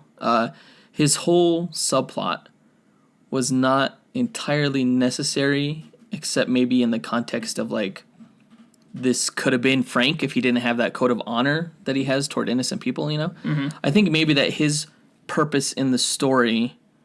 It's hard to say. Again, it didn't feel entirely necessary, and Lewis felt more like a subplot to fill the 13th relevant. episodes. Yeah, it was timely. Like, there were instances when I was watching this where, like, I was wondering, like, how it was going to connect to the broader story, but I never, like, it was just so tragic and just so interesting that I never, like, wanted to, like, fast forward or wonder why am I watching this, you know? Yeah. Because it's, you know, because you know that there may be some people out there that are like this, that feel this way. It definitely made me feel for veterans who come back and may feel jaded by society who doesn't care about them, or those with post-traumatic stress disorder. Yeah. And the actors, I don't know the actor's name who played him, but he did such a fantastic job. It was a really powerful performance. If this show does not get, like, any Emmys or anything like that, then that's going to be, like, a tragedy. Because this show definitely deserves them. Yeah, the actor's name was Daniel Webber. He's an Australian actor. He played Lee Harvey Oswald in that Hulu movie 11/22/63 about the assassination of John Kennedy. Oh. He looks like he'd play a good Lee Harvey Oswald. But he played an excellent role, somewhat of a similar role in this show. Mm-hmm. And yeah, give that guy an Emmy. I thought he did a really good job with it. Moving on to Karen Page, I have to say she's probably the last major character of this. She didn't annoy me as much this season as she did in Daredevil season 2. Oh yeah. I think because she knows that Frank is a lost cause and can't stop his mission, whereas she may think that Matt Murdock, Daredevil, may have a chance to still save his soul, as it were. Mm-hmm. But I thought she played a good part in the show, despite the role being pretty much Lois Lane. Yeah, I thought. Yeah, she just get leads, and she was just a good investigative reporter. Someone for the hero to save, someone to get into trouble. Right. Exactly. So story breakdown. So the first episode was called 3 a.m. and give a quick synopsis of it. So after killing the cartel, the Irish mob, and the Dogs of Hell biker gang, Frank Castle goes into seclusion, living out his days alone, working at a construction site as Pete Castiglione. He witnesses one of his coworkers about to be murdered after a robbery gone wrong, and he goes back into vigilante mode to save him. Homeland Security agent Adina Madani looks into Frank in her investigation into who killed her former partner in Afghanistan. So I thought the opening scenes where he's killing the last of the cartel and the Irish mob and the Dogs of Hell biker gang, I thought that was fantastic. That was like the Punisher that I know. Oh, yeah. He's just for sure. Chasing after him like an angel of death, kind of just running him over without mercy. Without any kind of like look on his face. Right. Of like triumph or anything like that. Yeah, just straight cold-blooded. Yeah, running him over, choking him out in the bathroom stall. Actually, my favorite kill was the cartel. When he got the last cartel member, he sniped him from El Paso across the border. While he was in Mexico. I thought that was so badass. That was just the coolest thing ever. And probably these opening scenes were like in my top 3 moments of the whole entire series. It started off really well. I thought. It was interesting seeing him as a construction worker, just kind of like living out the rest of his days, having, you know, avenged his family, but still so empty inside. And just spending most of his days not talking to anybody, living alone, and hammering away at walls with a hammer, you know. It was pretty tragic. Yeah. I did like the Nucci reference by the construction worker guys in the bar later on in that episode, and they ended up robbing the Nucci's their poker game. I thought actually, because I didn't know much about what the plot would be of this show, so I thought at that point that maybe the main villains it was gonna be like of the series was gonna be the mob, the Nucci family. That's what I thought too. I thought the kid he saved, like at the end of the series, was gonna be like, you know, one of the series regulars throughout the season. Right. Yeah, me too. I thought that too. It was cool that how Punisher saved him. I thought that was a brutal scene. How he just annihilated those guys with that sledgehammer. Just no mercy. Like, he was just breaking their bones left and right. It was brutal to watch, but they deserved it because they were assholes. Yeah. It was cool to see Micro at the end, how he's been keeping tabs on the Punisher. And I like his line at the end where he's like, welcome back, Frank. So the next episode was called Two Dead Men. Frank is mysteriously contacted by Micro, who has been surveilling him because he wants his help bringing down the same people who nearly killed him and who really killed Frank's family. Frank learns about dirty NSA agent Carson Wolf from Karen Page and interrogates him in his about his family's death and in Micro's alleged death. Punisher kills Wolf, then meets Micro to interrogate him. Madani also meets Billy Russo in this episode. So it was interesting because it brought up the whole conspiracy where we see that Punisher was part of this elite force recon group, and he may have committed war crimes under this unit. This is when I also learned, because I knew that Billy Russo was going to be in the show, and I knew that he was, you know, eventually going to become Jigsaw, but I didn't know that they were going to make him part of Frank's old unit. Mm-hmm. So that really took me by surprise. I was like, oh, where are they? They're taking some liberties with the character. Where are they going with this? But I have to say my favorite part of this episode was the interrogation scene when I thought it was a good action scene when he attacked Carson Wolf in his home. Yeah, they had a pretty good little battle there. And then he ties him up, and the guy's like, torture doesn't work. You know, people say what you think they want you to say. He was like, there are lots of ways of getting to the truth. And he shoots him in the knee, but Carson Wolf manages to get free, and he gets the gun out of his hand.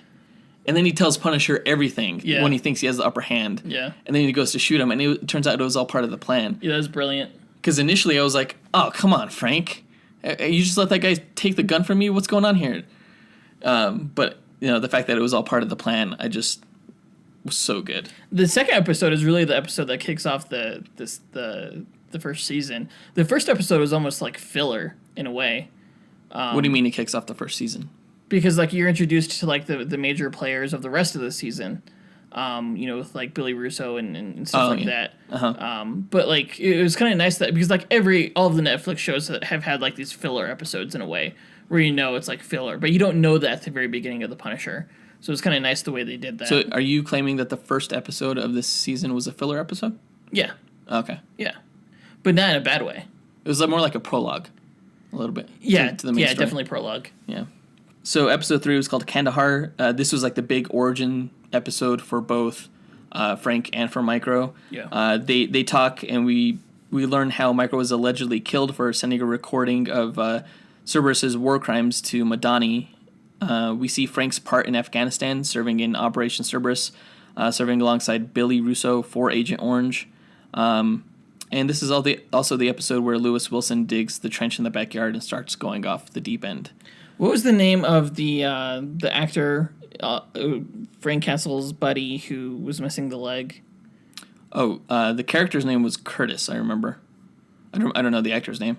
We didn't really talk about him during the character breakdowns, but he was like another really good staple of the show. Just a solid performance.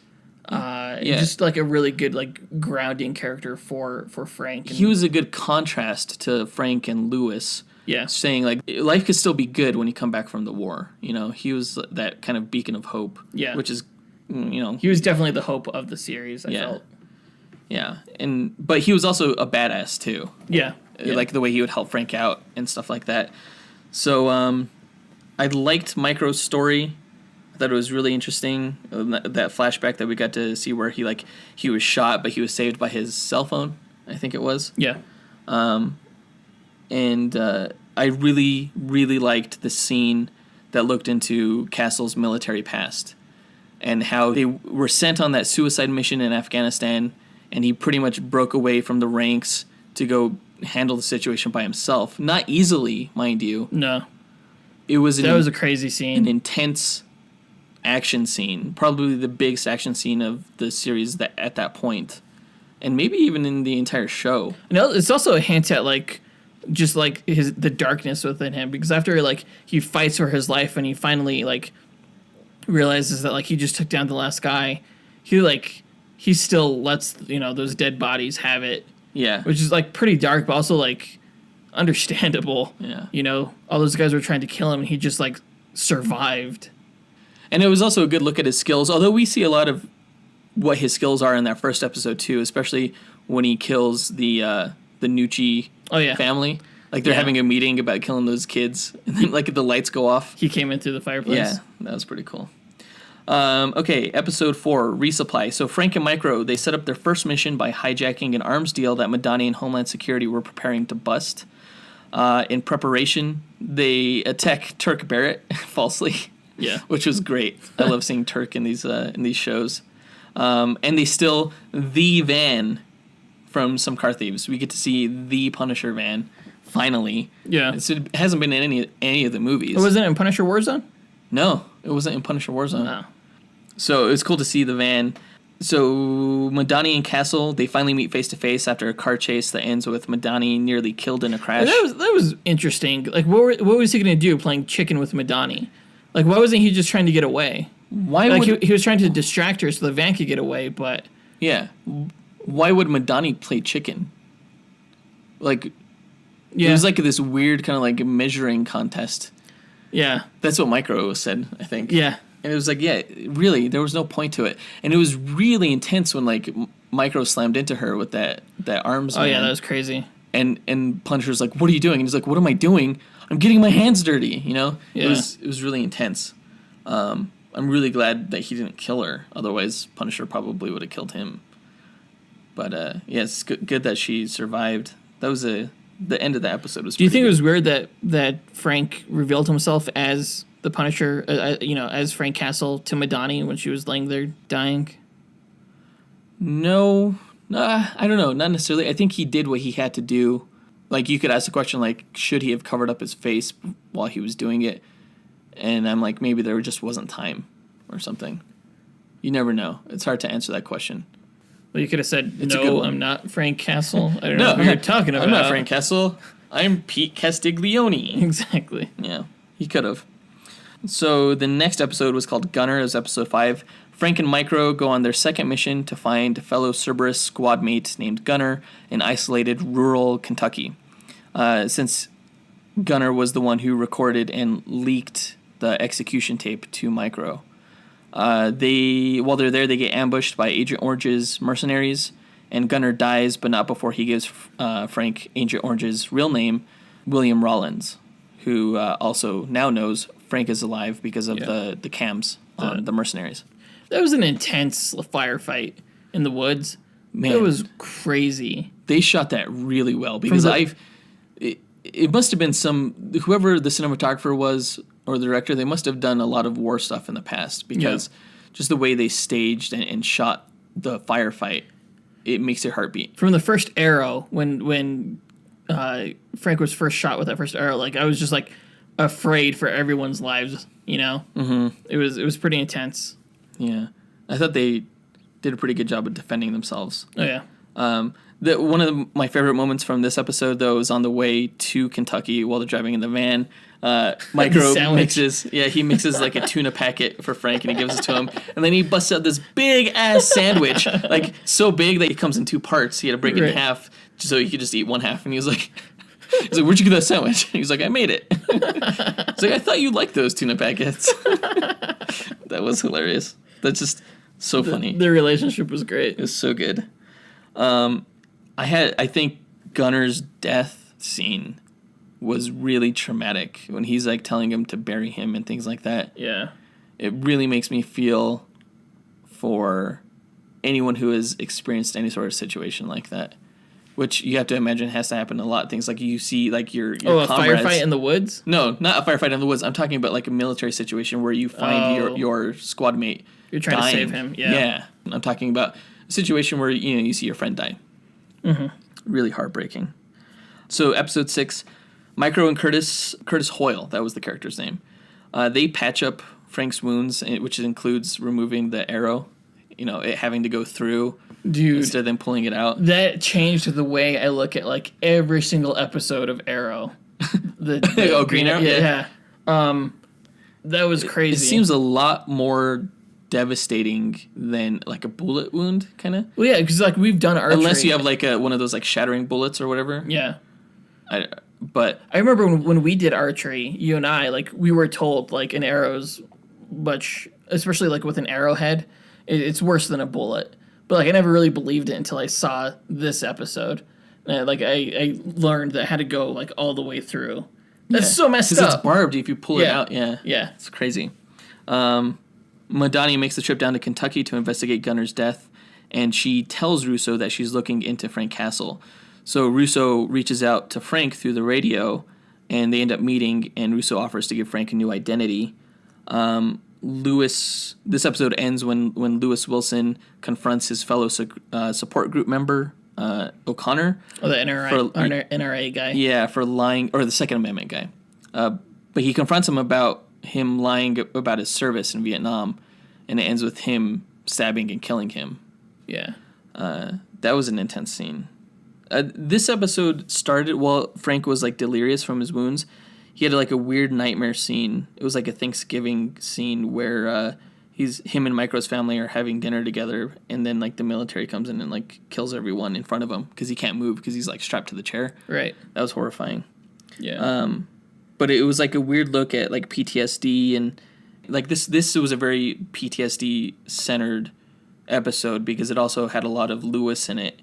And I thought there was like a scene where he was talking with Curtis. I thought Lewis was going to kill Curtis at one point. So it was getting a little intense with that. The surgery I thought was pretty hard to watch. Like I was kind of like flinching just exactly how Micro was. Yeah, for sure. This is the episode with that graphic sex scene with Jigsaw and Nadani. She ends up confiding in him a lot more than you would think a professional Homeland officer would. Yeah. She obviously trusts him more. I don't know. It was a little weird. I think she broke some kind of security clearance in doing that. For sure. Yeah. But I remember seeing that scene and I was like, damn! The Marvel! sex scene? The sex scene? I hope kids aren't watching this. Oh, jeez. Yeah, there's no way. I mean, I think Daredevil Season 2 with the Punisher, like the whole prison thing was like a good like prelude to the tone of this series. Yeah. This is definitely a R-rated series. I guess they're all TVMA. Yeah, they are. Yeah. That's pretty much it for this episode. At the end of this one is that big reveal where Russo is bad. Heartbreaking. Yeah, working with Agent Orange. Yeah. It broke your heart. Yeah. I'm really glad that he didn't take him up on that. So episode 7 is Crosshairs. It was good justification for why he didn't later on. When he was like, that offer will always be there. I'm going to finish this first. Yeah. Episode 7, Crosshairs. Frank and Micro go on their third mission to learn the location of Agent Orange by infiltrating a military base and ambushing Agent Orange's associate, Morty Bennett, and hacking his phone.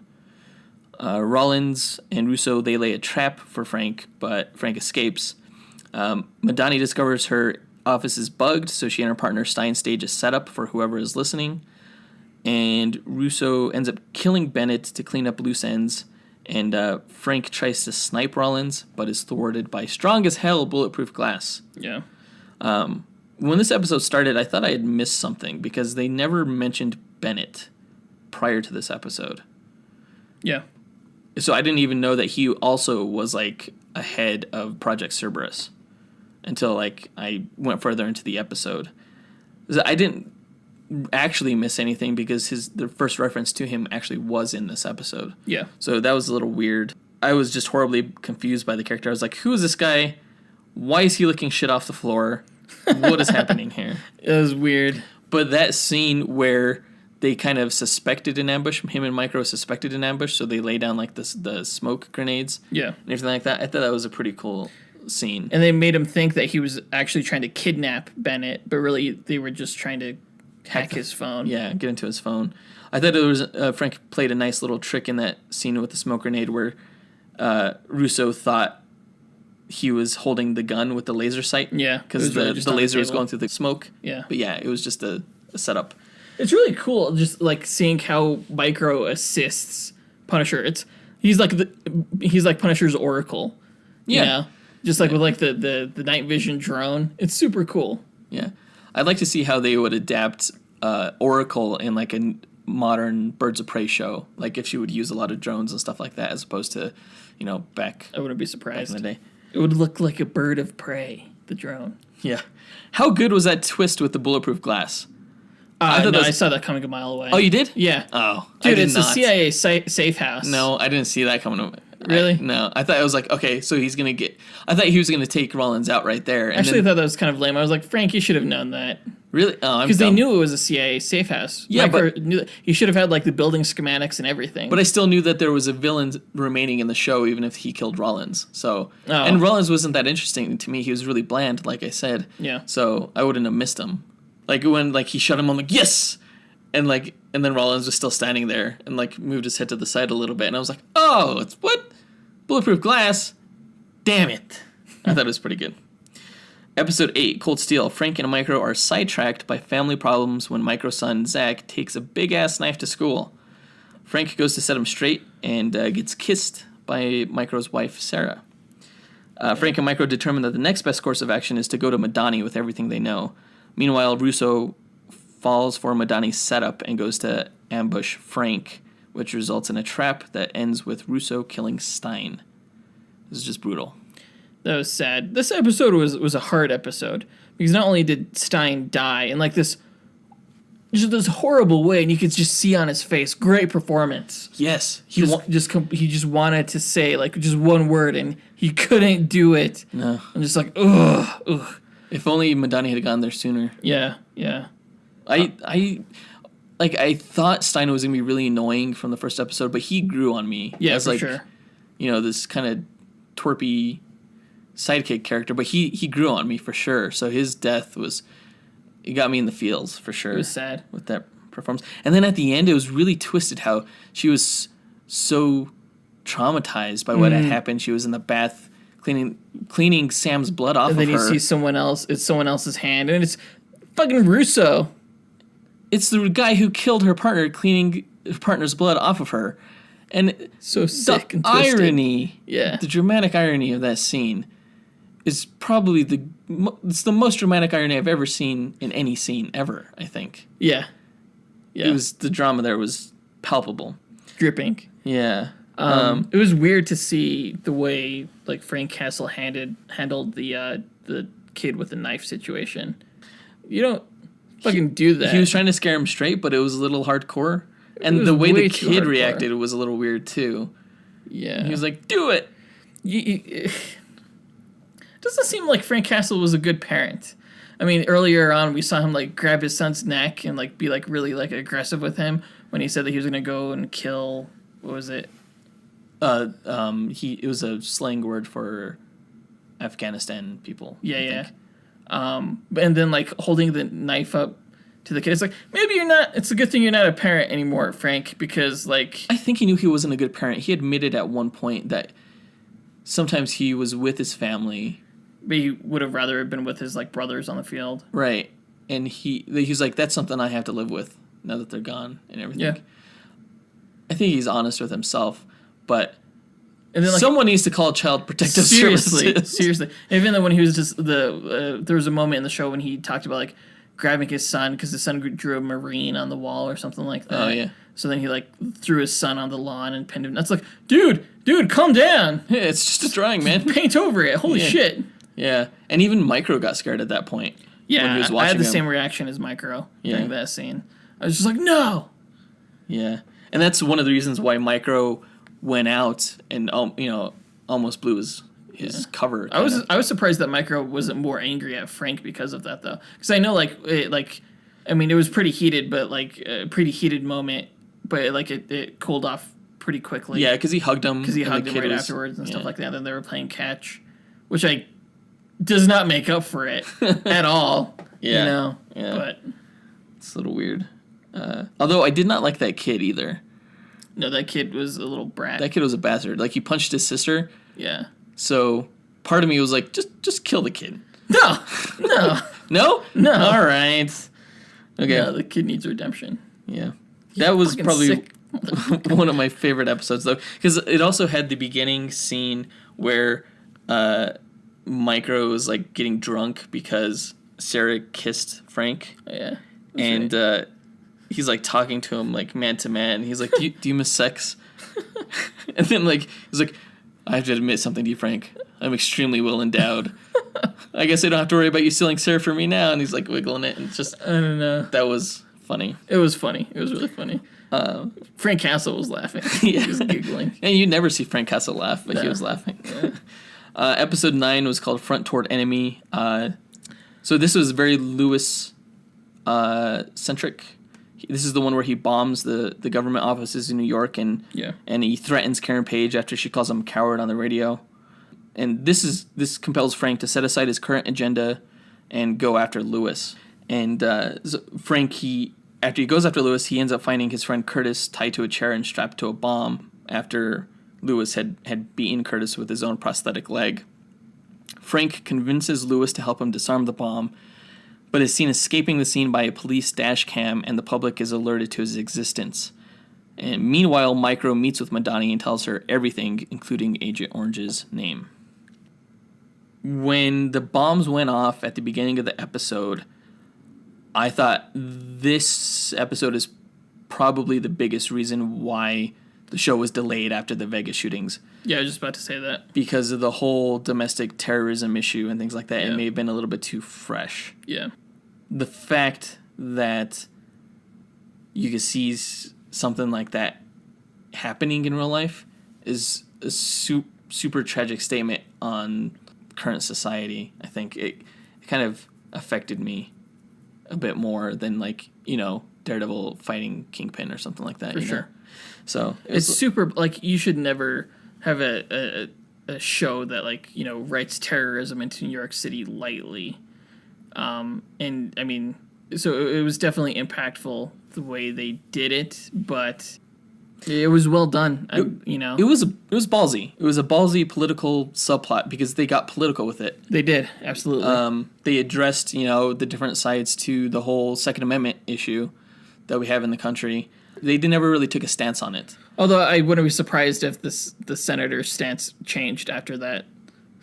I think Karen Page's stance on it was kind of it makes sense the for her show's character. stance on it because she was like, I don't disagree with the Second Amendment because I've been in these situations where I've needed a gun for self-defense. Right. But she's not advocating people going out and shooting each other. Right. So, yeah, the fact that it kind of got political was something that you don't see many shows doing. No. Not many shows have the guts to do that. So, but like I said, it was balanced, too, because you had the senator's viewpoint, but you also had Karen's viewpoint. Yeah. And again, it didn't answer it, because I guess there really isn't an answer. Yeah. But, yeah, I thought it was really well done. Yeah. There was a kind of a moment where Frank was talking with Lewis, and Frank was telling him, he's like, I look at the people in the eye before I kill them. Because Lewis is saying, well, we're the same, I'm like, Frank, that's not actually true because, there was the bomb in Daredevil Season 2 where you blew up those Irish guys with the van when they were going from the suitcase full of money. And, and you've sniped people before, so you're kind of being a little bit of a hypocrite there. I think the difference is in how you choose your targets. Because you are very similar, honestly. Is the Punisher a terrorist? To bad guys, yes. I think so. Yeah. So episode 10 was Virtue of the Vicious. This episode is told out of chronological order and from several different perspectives. Yeah. Lewis attempts to assassinate Senator Ori, a pro-gun control advocate who is being protected by Russo's Anvil security forces. Frank manages to stop the killing or prevent it. He jumps in the way of the bullet with his bulletproof vest. But Lewis takes Karen Page hostage. All the cards are laid on the table as Russo tries to kill Frank in front of Madani. Frank manages to catch up with Lewis and Karen, where in a tense situation, they disarm the bomb strapped to her and shoot Lewis. Lewis ends up blowing himself up in a kitchen freezer. So this episode was interesting. I do like these non-linear narratives because it adds intrigue and mystery to a story that is fairly straightforward. Yeah, you learn the story as you know, the detective was.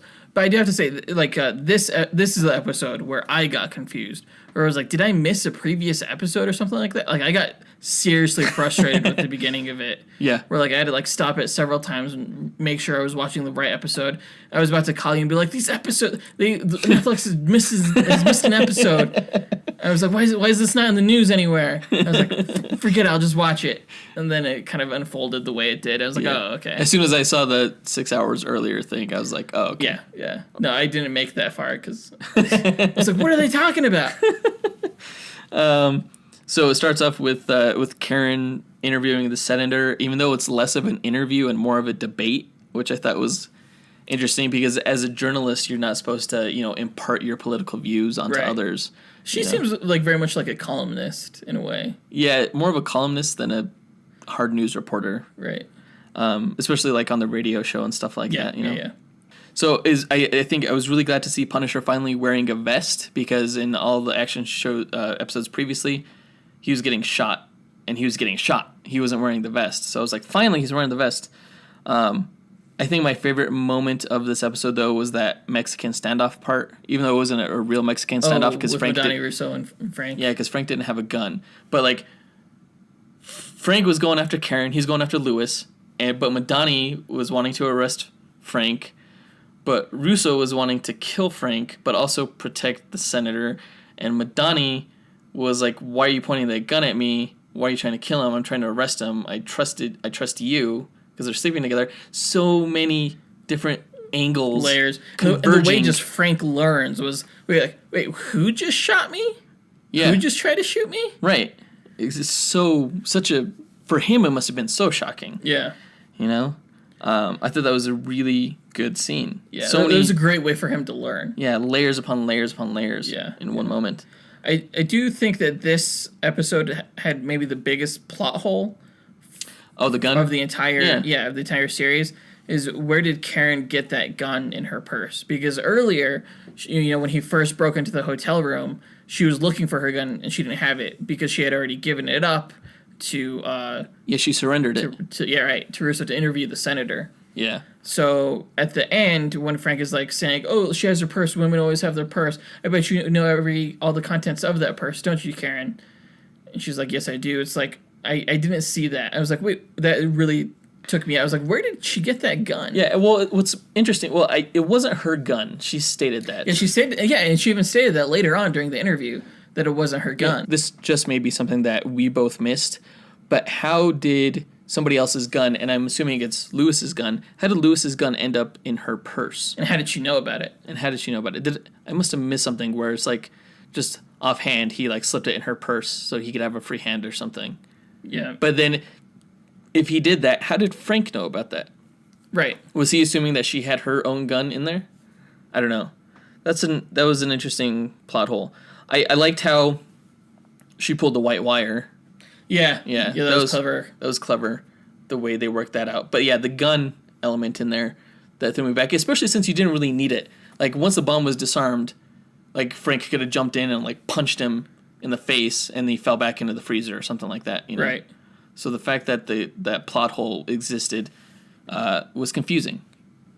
What did you think about Lewis's death? He like recited that poem, that soldier poem or something, and then blew himself up. Yeah, it was surprising. I didn't think it was going to come that soon because like once that happened, I thought like the Lewis story was going to go throughout the rest of the season, but then it kind of ended. Once he blew himself up. Yeah, I was kind of hoping that Frank would be the one to kill him, but I can understand why they went the route that they did. Because Lewis was he a sympathetic character? I felt like in the beginning he was until he started killing people. Yeah. And then later on, he wasn't. He just wasn't. No, he wasn't. But, like, I felt sympathy for him, like, when he almost shot his dad when he was having that nightmare and stuff like that, you know? Yeah, that was intense. So he was at least partially sympathetic at one point. So I could see why they went the route of, you know, him taking his own life and stuff like that. Because, you know, PTSD is a real thing. Anyway, that's pretty much it for that episode. The episode 11 is the big action episode. It's called Danger Close. Rollins kidnaps Micro's wife and son after the son calls the police hotline looking for Frank. That fucking kid, man. I was so pissed. I was like, just take the kid. So they kidnap Sarah. They end up tracing her call history to find the location of Micro's basement. Micro reunites with his daughter as the Punisher suits up, finally, and goes to war with all of Rollins' men who ambush the hideout. He calls Russo to set up a trade of him and Micro for Micro's wife and kid, and they call Madani to enlist her help. I didn't know how much I missed the Punisher costume until I saw him getting the vest ready again. And I'm like, oh, yeah, it's happening. Yeah. But, yeah, I got so mad at Micro's stupid fucking son, Zach. Yeah. That kid, he never really redeemed himself either. No. I kind of wish they kind of just gave him to an orphanage or something after this episode. Jeez.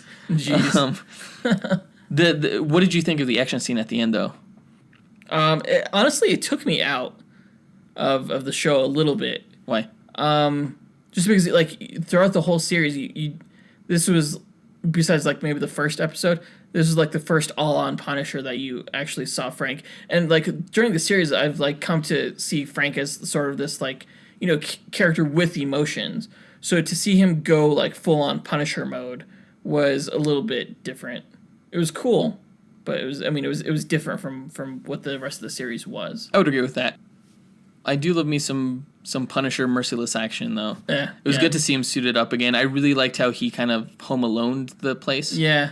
And like he hid weapons all over. Like, these weren't necessarily bad guys either. I mean, they were Anvil contractors. It's not like they were mobsters or anything like that. So there is the nature of that. That's true. Like, especially, and that also applies to the guys in the Kentucky woods. How they killed those guys. They're working for the bad guy. Yes. Do they know exactly what they're fighting for? Not necessarily. Right. You just have to hope that they're evil assholes in real life, you know? Yeah. I like the trick that he pulled with that one guy where he shot the flares above him. Yeah. He had a lot of nice little tricks, like with the smoke grenades and everything like that. Right when you think he's like backed into a corner, he pulls out a new trick. Right. Yeah, that's pretty cool. Did you find the? I found the reunion between Micro and his daughter a little underwhelming. Like, if I was gone for a year and I saw my daughter again, I would think she would be way more excited to see me. I think especially if she thought I was dead. Well, she was confused. She was like, "What's going on here? What's happening?" True. I thought it was fine. I liked Leo. I liked his daughter. She was smart. Yeah, she was smart. She was the exact opposite of her brother. Punk ass son. Still in skateboards and stuff. Ah, man. Okay. All right. So episode 12 is called Home. This is my favorite episode. Frank and Micro testify for Madani on video against Russo and Rollins. She informs CIA Deputy Director Marion James that Rollins is dirty, and Marion requests Agent Orange's resignation. Mm-hmm. Frank is taken by Russo during the exchange for Micro's wife and kid, and is beaten to near death by Rollins as he interrogates him about the evidence against him. Frank breaks free and stabs Rollins to death and rips out his eyes. Frank nearly dies from his wounds before being rescued by Micro and Homeland. I was really shocked at the beginning of the episode, or mid-beginning, when Micro almost died. Or died. I was like, no! Yeah, when he got shot in the back. That was hard. It was actually really clever, though. It was my wife who was like, I bet you it was a setup. She was able to call it. Yeah. I did not see that coming at all. Yeah, I was shocked. I was like, no. She was like, I bet you just a setup. I'm like, oh, okay, I'm good now. I think I didn't have anyone to reassure me in that way. I was pretty devastated. The scenes where he's being tortured and, knocked out and stuff like that, where he has kind of like hallucinations to spending time with his wife, were fascinating. I thought. I really liked their inclusion. It meant a lot, especially like towards the end when like, you know, he just fantasized, you know, making love to his wife again in his delirium. And then, you know, he's ready to like join her on the other side of life essentially. But at the end, he makes the decision to, you know what? No, I'm going to stay here and finish this and do this. And this is who I am. Yeah, weird. And it's like in that moment where she asks him to join her, you know, and go to the afterlife, and he declines. I think that was the moment where he became the comics character. Yeah. It's like the birth of the Punisher there. Yeah, it became less about avenging his family, perhaps, and maybe this will lead him more towards the road of just punishing. Right. At that point, they had already got the video evidence that they need. They filmed Agent Orange and Russo. They're both in Micro's lair being recorded. They had all the evidence they needed to be put away. They won, essentially, at that point, but he still makes the choice to punish them. Mm-hmm. It was just fascinating to me. I know I've read some reviews where people confused the whole the sex scene with his wife Maria while he's getting beat up as some kind of like weird sexual thing. But to me, like he was getting off on the torture? Yeah, no. I'm like, no, you missed the point of it. It's him basically going to his happy place. Yeah. It's him getting prepared to, you know, join her forever. That's his brain essentially just trying to shield him from the pain of getting beaten to death. Right, exactly. He's delirious. Yeah. How the heck do you confuse dumb people? No. There was a good line by Micro in this episode too where he's talking about like Frank's not sure he deserves to live. He knows that what he does is immoral and stuff. Yeah. But yeah, great episode. So emotional, especially with the wife, the dialogue with him and his wife. And I think it was like just like the way this whole episode went out, how like it did sort of seem like the birth of the Punisher, that made this feel like a really good finale episode for the series, but it wasn't, which made the last episode feel kind of off. The last episode because it was still personal, and it's like, dude, you just like made the decision to not make this personal in a way. Yeah, I don't know. Yeah. So episode 13 is called Memento Mori. Madani takes Frank to her surgeon father for secret medical attention. Russo confronts Curtis to learn about Frank's location and nearly kills him before almost getting sniped by Frank. In a standoff, Frank and Russo agree to meet for a one-on-one confrontation at Central Park, where Frank's family was killed. The shootout ends with Frank smashing Russo's face into the carousel mirror and nearly killing him before deciding to let him live as a criminal with a disfigured face. Homeland and the CIA wipe Frank's criminal history and let him live his life in anonymity. Frank goes to Curtis's support group for the first time and is open about his feelings regarding his unsure future. Okay. I feel really bad for Curtis. That poor guy. Yeah. Just can't catch a break. Yeah. Because he was in bed when Russo went in there and pulled him out and then like nearly killed him. Yeah. But it was cool because I guess they knew that he was going to come to Curtis. Yeah. Probably figuring that Russo would assume that he's his only lead in terms of figuring out where Castle is. Yeah. So they kind of set him up and Curtis opened the windows and everything like that for the snipe. Yeah. I thought that was pretty interesting. I actually saw that coming once he started opening the windows. I was like, I bet Frank's out there. Yeah. There was another small, slight plot hole thing in this where Madani was able to track Frank Castle to Central Park. I assume she put a tracker in his boots or something when she gave him back to him or something. I don't know. How did she know? I don't know. They never addressed that.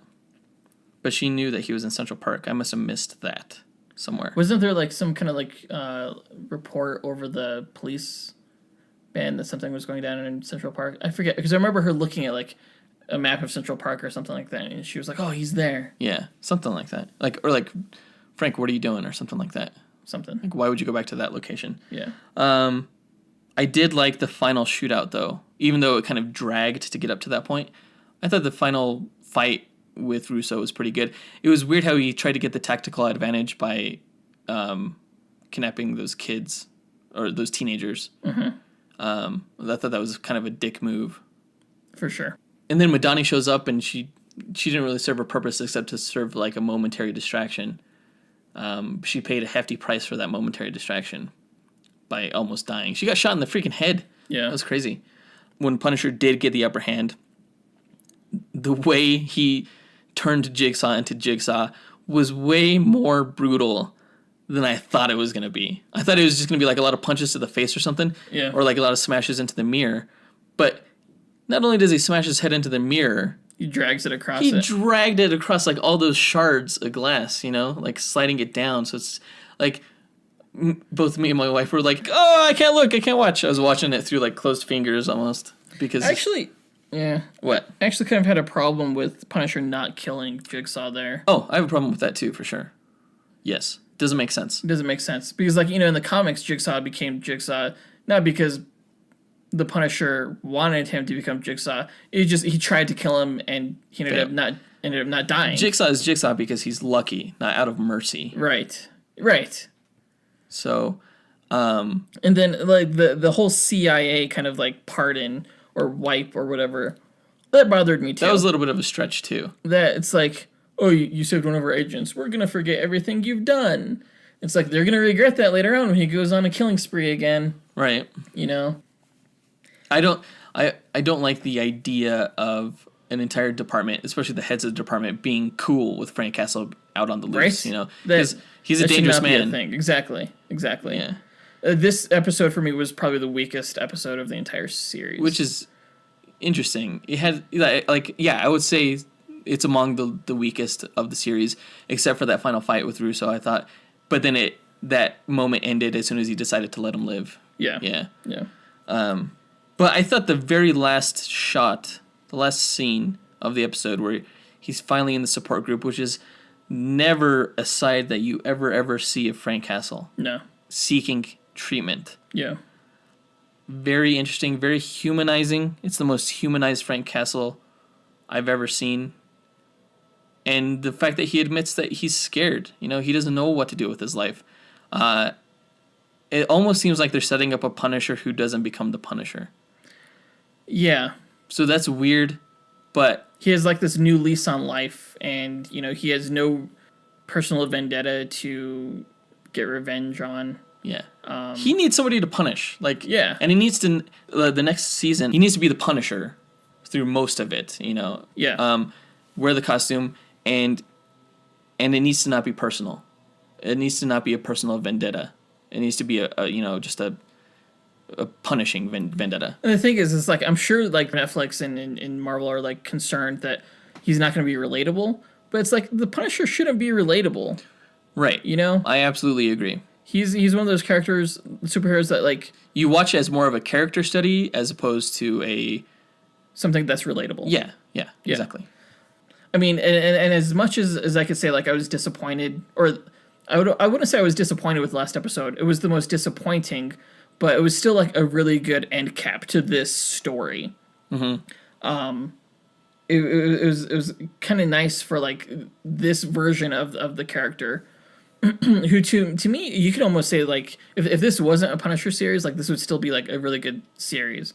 I would probably have less of an issue with the ending, but like for John Bernthal's performance and everything, like I was really happy to see him like in treatment and support at the very end. It's probably not my Punisher, but it was still like again like a good end cap to this season. Yeah. To this story. I think this season puts Netflix Mar-Vell back on top. Oh yeah. Overall, I rank the show 4.5 stars. Yeah. Which is the same that I ranked Daredevil Season 1 and Jessica Jones Season 1. The last 3 seasons haven't held up to the same standard of quality, including The Defenders, Iron Fist, and Luke Cage, even though I love The Defenders. But I think this brought it back. And I'm excited to see what's coming next. I think Daredevil Season 3 is coming next. Yeah. So, although aren't they filming Luke Cage too? Yes. Because they had Misty Knight with her arm. I remember seeing photos of that. Yeah, they are. I'm not sure which one comes next, actually. Actually, they filmed Jessica Jones Season 2 already, too. Oh, really? Yeah. I guess those are all coming next year. They must all be coming next year, so yay, that'll be fun. Okay, and you give it 4.5 stars, too? Yeah, I mean, that's also what we gave Logan. I think it was, like, near perfect, but I don't think it was, like, it didn't, like, transcend the genre or anything like that. It wasn't, like, a masterpiece. It was just really good. It was exemplary. Good. Yeah, for sure. That's what we rate 4.5. All right, so that does it for this review. If you guys saw The Punisher Season 1 and you have thoughts on it, go ahead and let us know what they are. Write into us, dynamicduelpodcast@gmail.com, or reach out to us on social media. I'd love to hear those. The hint for the trivia question earlier this episode, which was name 3 Marvel characters who have had a live-action movie named after them, subsequently followed by a live-action television show named after them. Same question for DC. Name 3 characters that have had a live-action movie named after them, and then later had a live-action television series also named after them.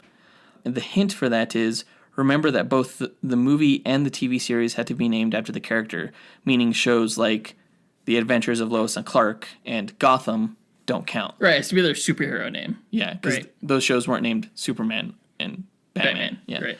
And they have to be live action, remember that. So that was it for this episode. Go ahead, please subscribe, tell your friends about the show, spread the word, just get the word out there, please. We would really appreciate it. Yeah, and the Sierra Club will really appreciate it the more you get the word out there, because the more people learn about the auction, the more money we could raise. The auction for the next episode's cover art, Crypto and Throg. Yeah. So again, keep your eyes out for that. Follow us on social media so you know when the auction goes up. It's December 8th, but we'll have links so that you could bid on it. Once you see the artwork, it's great. It's going to be come in framed and everything. I don't think I've seen a better drawn depiction of Crypto or Throg. I don't think. And that's not to knock the comic book artists, but Paul Hastings is really good. Like the amount of detail that he puts into just this line work, and it may even be just the style of his line work alone that puts this as my favorite depiction of these characters. It's just really good. Yeah. And so, look forward to our next episode as well. It's going to be our special Christmas episode. It's our Christmas episode, essentially. So we usually like to go a little bit more zany with our choices in the duel fights. Yeah, last year we did Chip Green Lantern versus Rocket Raccoon. We'll see if we could keep up this animal theme next year. So it's going to be Crypto, the Superdog, versus who has the powers of Superman. Yeah. Versus Throg, who is a frog with the powers of Thor. Right. So it's kind of like who'd win in a fight between Superman and Thor, and that's not a battle you want to miss. Yeah, you're going to want to listen to that, folks. So tune in 2 weeks as we do that episode. Don't forget to check out TeePublic for our t-shirts, and we'll talk to you guys in 2 weeks. Up and away. True believers.